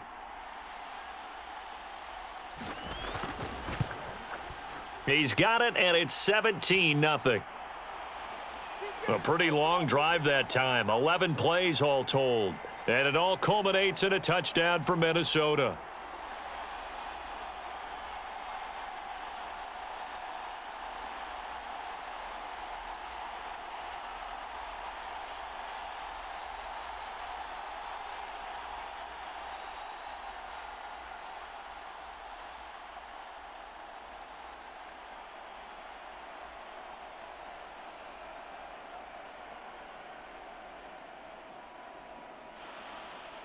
Now Joseph tees it up to kick off following the touchdown. And here comes a return from just beyond the goal line. And he'll be stopped right around where he would have been had he gone down to a knee, maybe a yard shy of there at the 24. Now, one more drive here for the Buccaneer offense in this first half. And we'll see how they want to play this. Just a little over 20 seconds to go.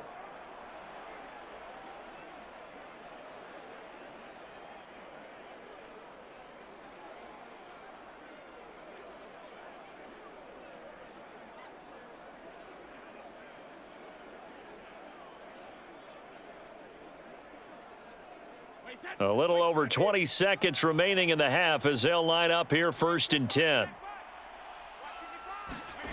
Working from the gun, it's Brady. That's complete. It's Chris Godwin. Now the Bucs going to use the first of their timeouts as they stop it with 16 seconds to go in half number 1.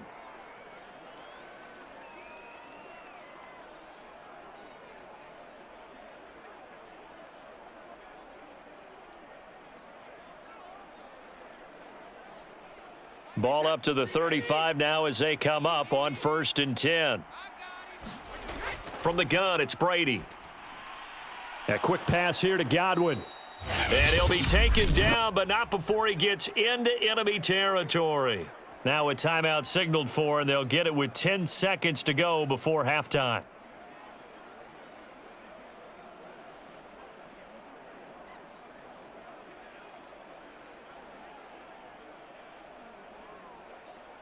Back-to-back good plays have them on the move on 1st down.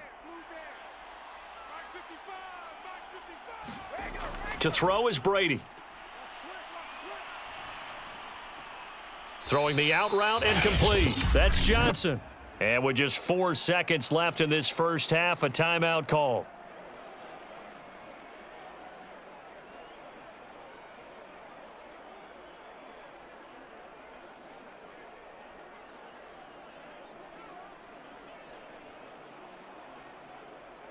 So with 4 seconds to go in the half, here's the field goal unit onto the field. This will be from 56 yards out.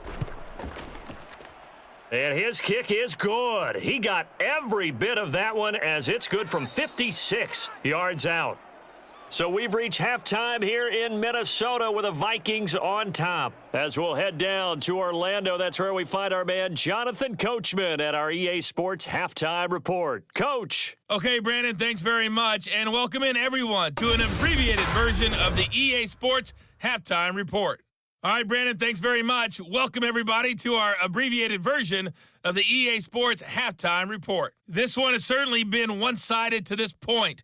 It's a 2-touchdown difference, as the teams have already come back out onto the field for the second half. So let's get you back out as well to Brandon Godden and Charles Davis. All right, Coach, thank you, and we welcome everyone back for quarter number 3.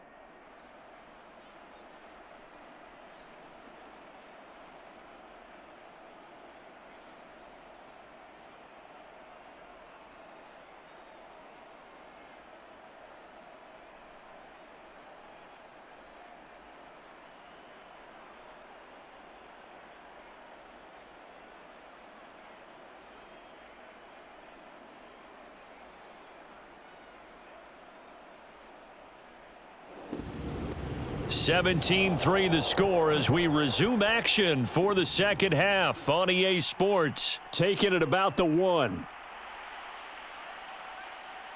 And able to take it past the 25 and up to the 28-yard line.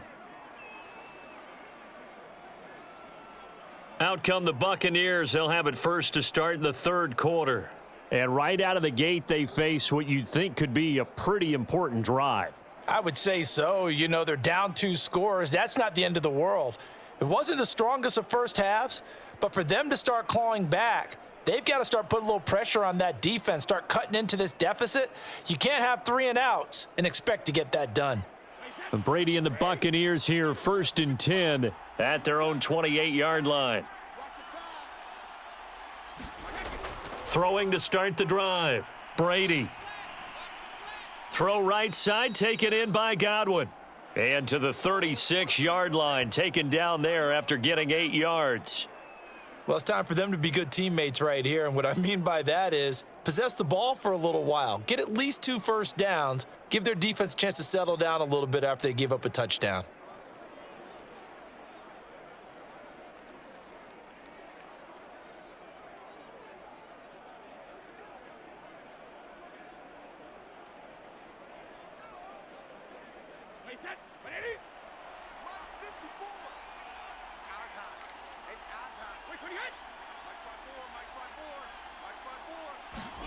To throw again on second down. Brady goes right side, complete to Gronk. And he'll be out of bounds after getting this one across the 40. And the tight end is certainly a position built to move the chains because they can control space underneath. If they've got good hands, then, of course, they're a dynamic target. But one other thing is they're right in the sight lines of a quarterback on just about every play, and that makes it easier for the quarterback to pick him out and deliver. Brady's throw complete there to Johnson. Give him 9 there on the first down completion. When you see zone defense and you know you've got a drag route on as your primary call, you've got to be really careful as a passer about how far you let your guy go because he might wander into some tough coverage.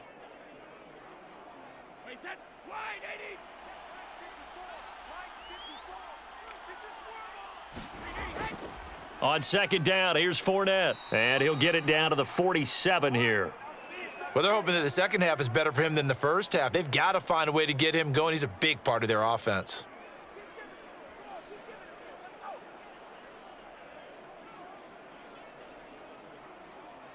Still in search of their first touchdown of the game, but they're on the move. 1st and 10. Here's Brady to throw. Open man is Howard, the tight end. And he is tackled inside the 40, not quite to the 35. He's certainly done a nice job spreading the field on this drive, and here he finds his big tight end for good yardage. And that's what you have to do. Keep defenses guessing about where you're going to go with the football.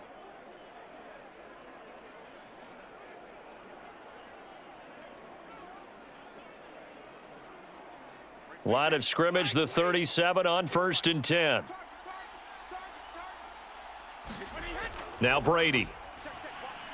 Over the middle, he finds Godwin, complete. And he's going to get this inside the 30. I don't know what they talked about at halftime. Whatever it was, it worked. They looked like a different team here in the third quarter. Yeah, I doubt that there were very many trash cans that got kicked over, that type of a speech. I think what they did was they analyzed what worked in the first half, what didn't, and figured out a better game plan. They go back to the ground now with Fournette, and he'll be tackled at the 23 after a gain of 3. Well, they've certainly had success throwing the ball on this drive and not as much running it as we just saw once again on that last play, stopped after a very short gain. But I wouldn't abandon the run totally because otherwise, pass rushers just tee off on your quarterback. Makes it very, very difficult for him in that situation.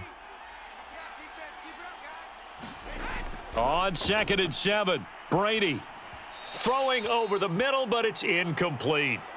It certainly didn't appear that that's where he wanted to go with the ball initially, so he tried to get something out of it by dumping it off to his running back unsuccessfully.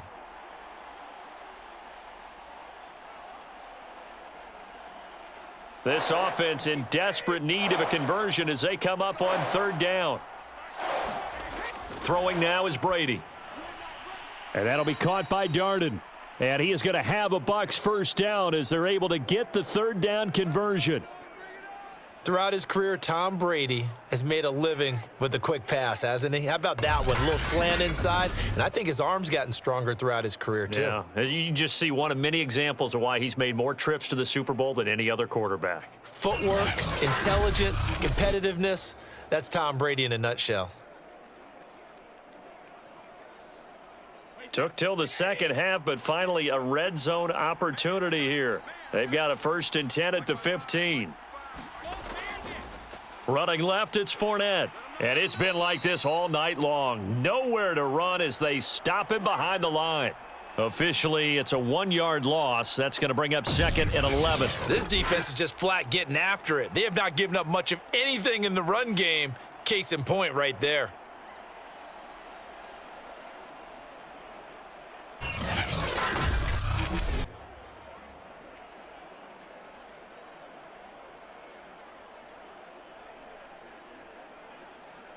Maybe just a slight detour on what's been a strong drive. Here's 2nd and 11. They'll run it again with Fournette. Fights loose, and he'll get it here to the 10-yard line. He gets them a little over half of what they needed. Now they're looking at a 3rd and 5. Sometimes with the running game, you've just got to stick with it. Look, it's the 3rd quarter, no time to panic. But that also doesn't mean you just do it the same way you've been doing it the entire ball game. Maybe change up some blocking assignments or run a few different plays, but stay with the overall essence of the running game. To throw, it's Brady. They'll swing this out to Fournette. And he will have the first down before he's brought down at the 3. Caught that look from you there, partner. I think we're on the same page on that one. Just his first catch. I think we both thought he'd be a little more active in the passing game. Let's see if that's the start of them trying to get the ball to him a little bit more here in the second half.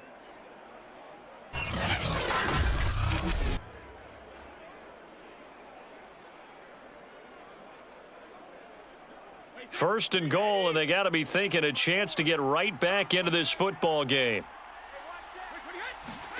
Brady.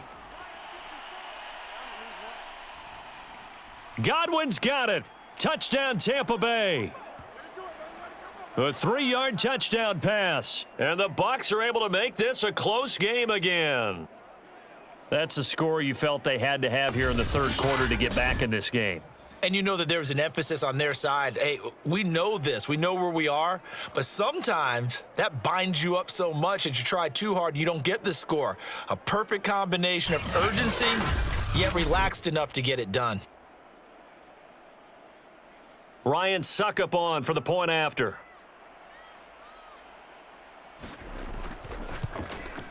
And it's up through the goalposts. It's 17-10. So that one a 13-play drive in total. And it ends with a touchdown for the Bucs.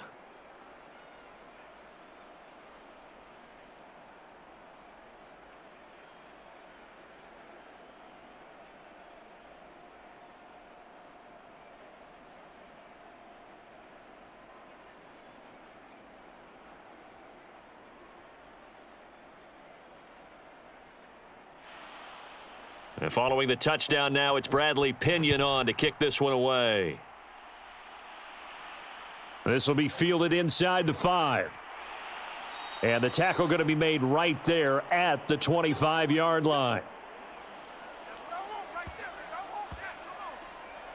It's the Vikings' turn on offense. We get ready for their first possession of the second half. And maybe some renewed pressure on this unit following the touchdown a moment ago. It's back to a one-score game. And because of that pressure, because it's now a one-score game, they know this is where you need to slow the momentum change, because otherwise that could overrun your team. You've got to be careful right here.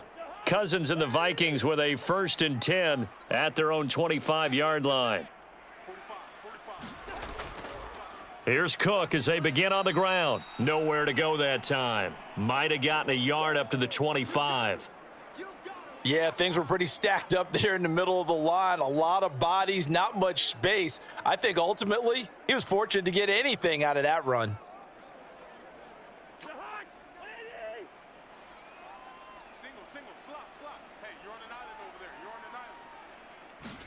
Play action now. Cousins. And he's got this to Jefferson. And they get him down, but not before he takes it across the 40-yard line. It's a game of matchups, and that's why you take your receivers and move them around a bunch, especially your best guys. And when they work out of the slot, you often hear the coaches talk about how great it is because it gives you a two-way go. You can break out or you can break in. That makes it hard to defend.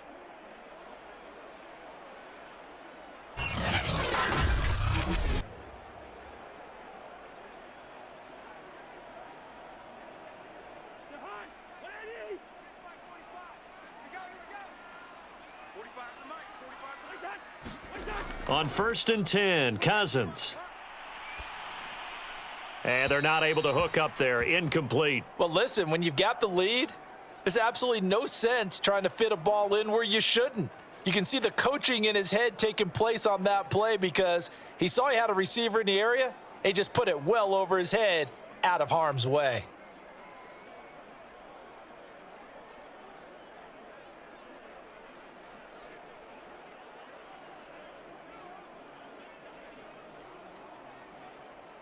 Third quarter of a tight football game as we come up on a 2nd and 10.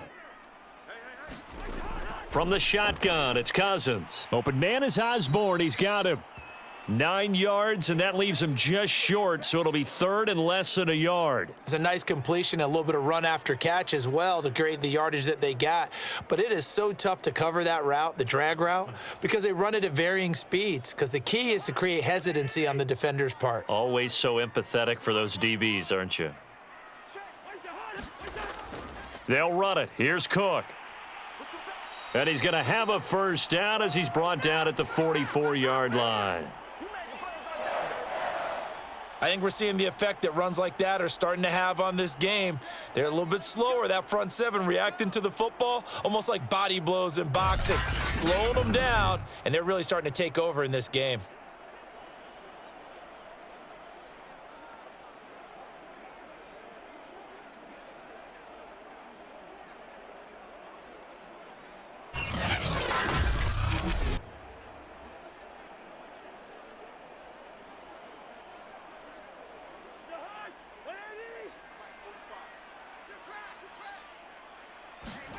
They go play action. Cousins. And it's incomplete. Took a shot, couldn't connect. Love the idea, love the concept, but you got to leave a little room on the sideline so he can fade into it when he makes the catch. That was thrown too close to it for the receiver to make a play. Glad to have you with us from Minneapolis. Third quarter here, 2nd and 10. Throwing is Cousins. A throw for Thielen once again. This time it's complete. And this is going to lead to another first down as the tackle's made at the Bucs 33. We have played 3 quarters. You're watching the NFL on EA Sports.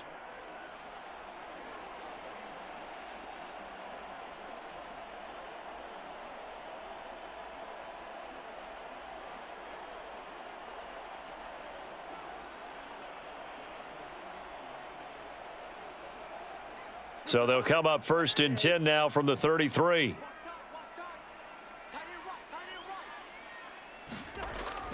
back to the ground. Cook. The 71 yards rushing for him now in the ball game. If you can keep getting gains like that, Charles, with the lead here in the fourth quarter, I mean, keep running it, right? No doubt about it, but what the offense coordinator has to do is understand they're going to continue to stack the line of scrimmage. What runs do you have in your arsenal that'll work against a stacked box and continue to move the ball?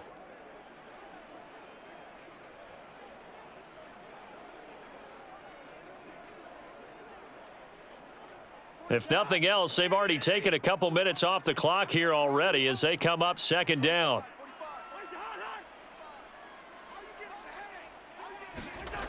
Cousins to throw it. He'll find Thielen working the middle. Well, that should be a reminder defensively, and I think it's a reminder to myself because you just can't sell out to stop the run. There's still enough time that this offense can move the football through the air, even on first and second downs. And they obviously picked the right spot to throw the ball there.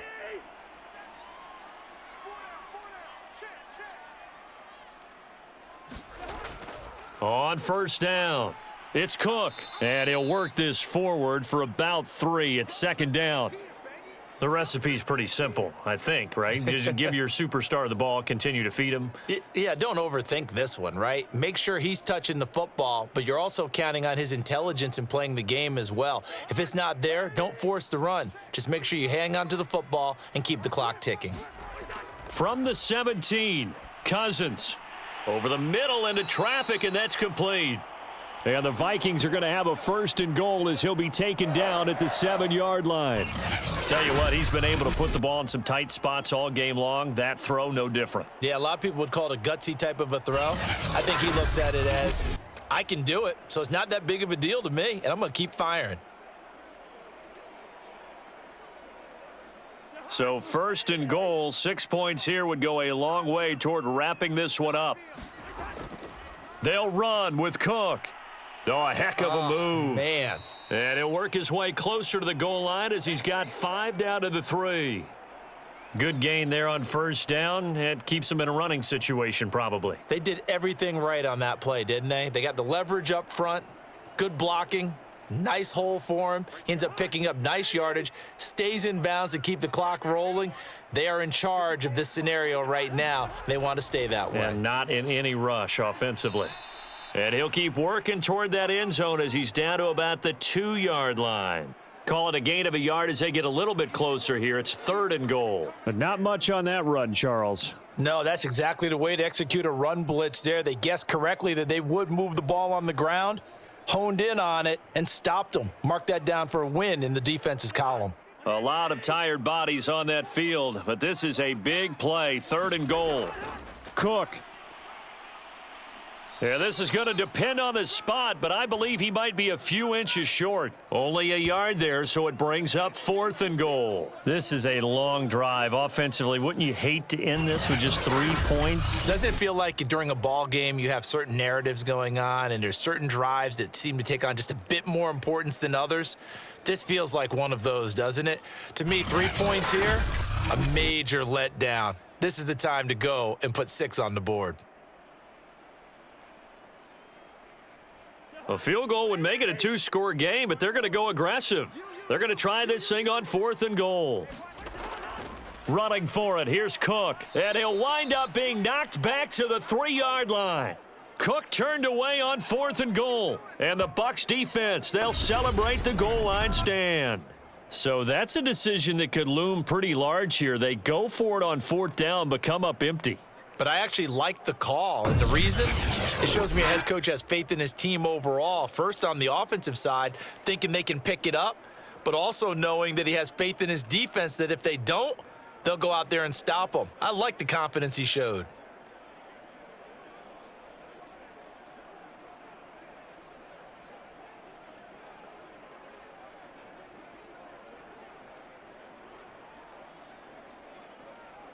A few better down a score in the fourth quarter than Tom Brady. This is 1st and 10.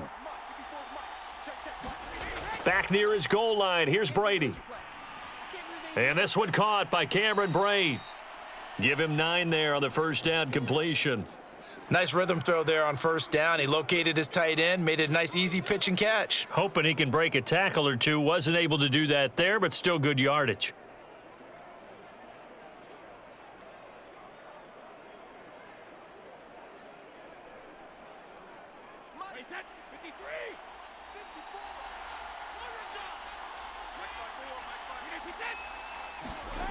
Throwing again on second down. Brady. It's caught by Mike Evans.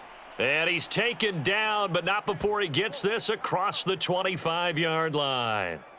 I like the design that we're seeing right there. This is what they need. Down by a touchdown here in the fourth. They just need to keep working their way downfield. And when they see openings, take their shots.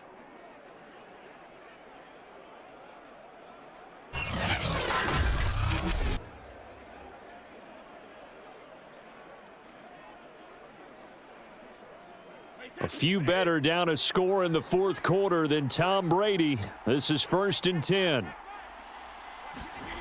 Shotgun now for Brady. Open man, Gronkowski complete. And they get him down, but not before he takes it across the 40-yard line. That's tough to play zone defense when they can just curl up right there in front of you. Yeah, absolutely. Well, we talk about finding the soft spot. Defensively, how do you make sure they don't find the soft spot like they did there? Tough to do, because what they normally will do is run routes that'll pull you out of that spot that they want to get into. That's what we call not taking the cheese, right? Don't go for the mousetrap. But it's hard to do because when you see a guy cutting that in that direction, you tend to go towards him. The drive continues as they search for a tying touchdown. Here's 1st and 10. Brady now to throw. Johnson with a completion over the middle. And they'll get him down after a pickup of 8, 2nd and 2. In so many ways, throwing the hitch route is actually one of the safer things an offense can do. Get the ball out to the receiver as fast as possible, hope he's got man-to-man coverage, and hope that his athleticism wins on the perimeter. From midfield, here's Brady.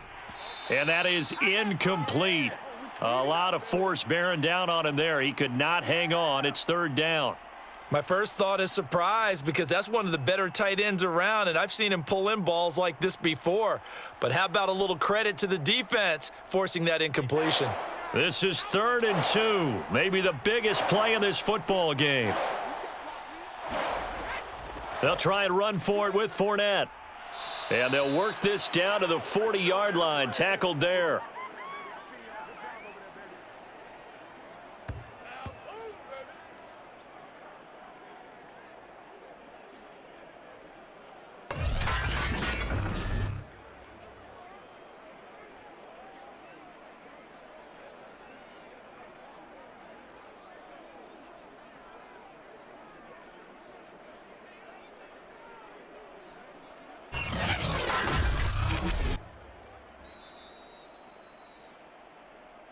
Fourth quarter, down to the final 2 minutes, and we've got a one-score game.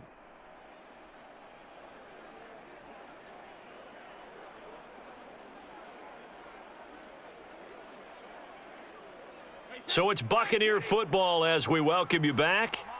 They come up on a 1st and 10, desperately needing a score here on what could be their final drive. Meanwhile, Brady's throw taken in by Evans here. And he is out of bounds, but not before he's inside the 30.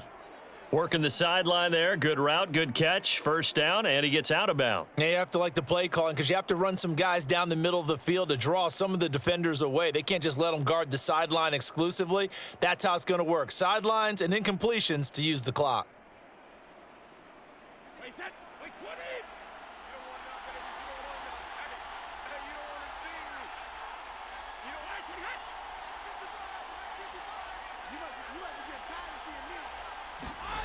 Now Brady. Out to the left there and complete to Howard.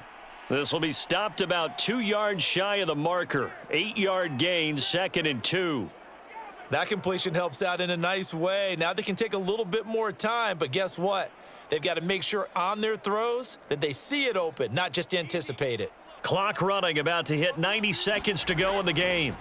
Brady to throw. And yet again, it's Howard with a catch.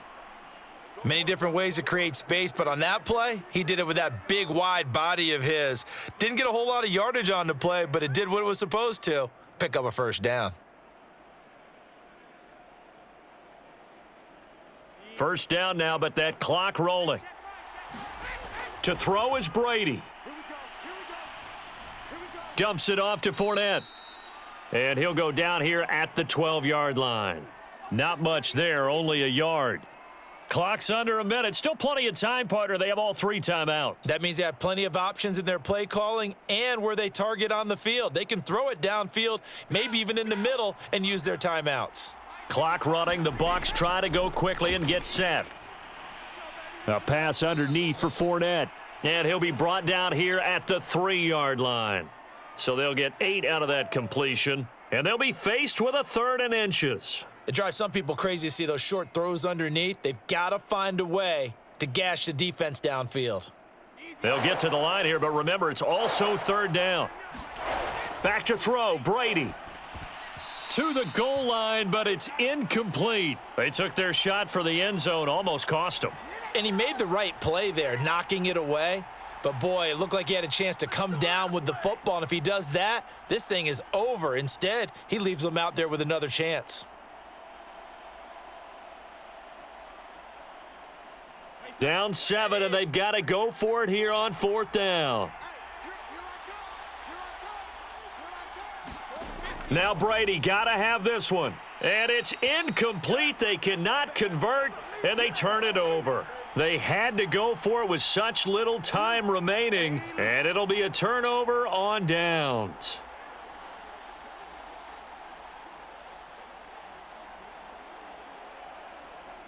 Here are the Vikings now to start their next drive.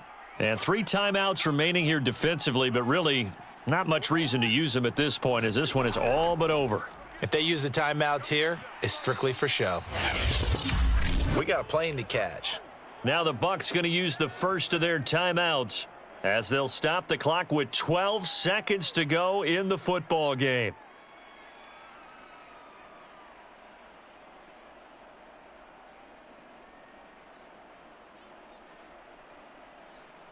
Second and 9.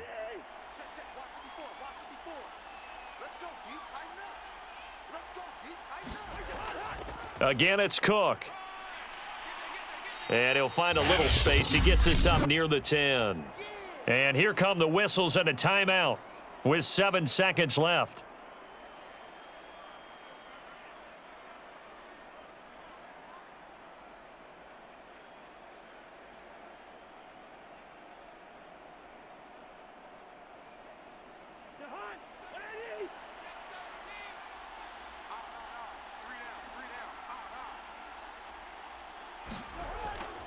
Third down, Dalvin Cook, and he will have the first down here as he's up to the 15. And a timeout comes in. The whistles blow with 3 seconds remaining.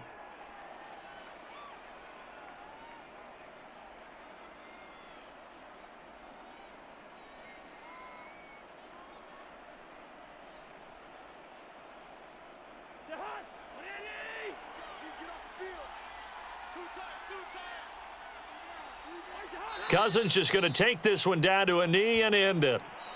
So the final seconds have ticked away in this Minnesota victory, and it was a bit of a strange game. They were held scoreless through the entire second half, but their first half output, that's enough to carry them to victory. And that's an odd game to watch, isn't it? Because when we saw the output in the first half, you think to yourself, okay, they've got something working here. They know what they're doing. They'll continue that along. But instead, it's goose eggs in the second half. Fortunately, enough of a cushion and enough defense to carry them home.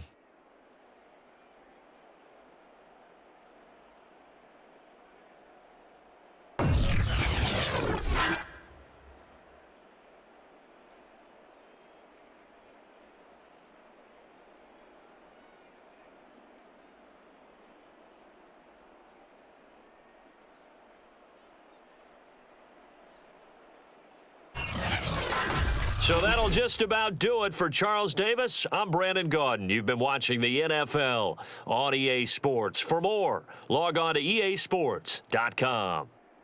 It's a win for the Vikings as we say so long from Minneapolis.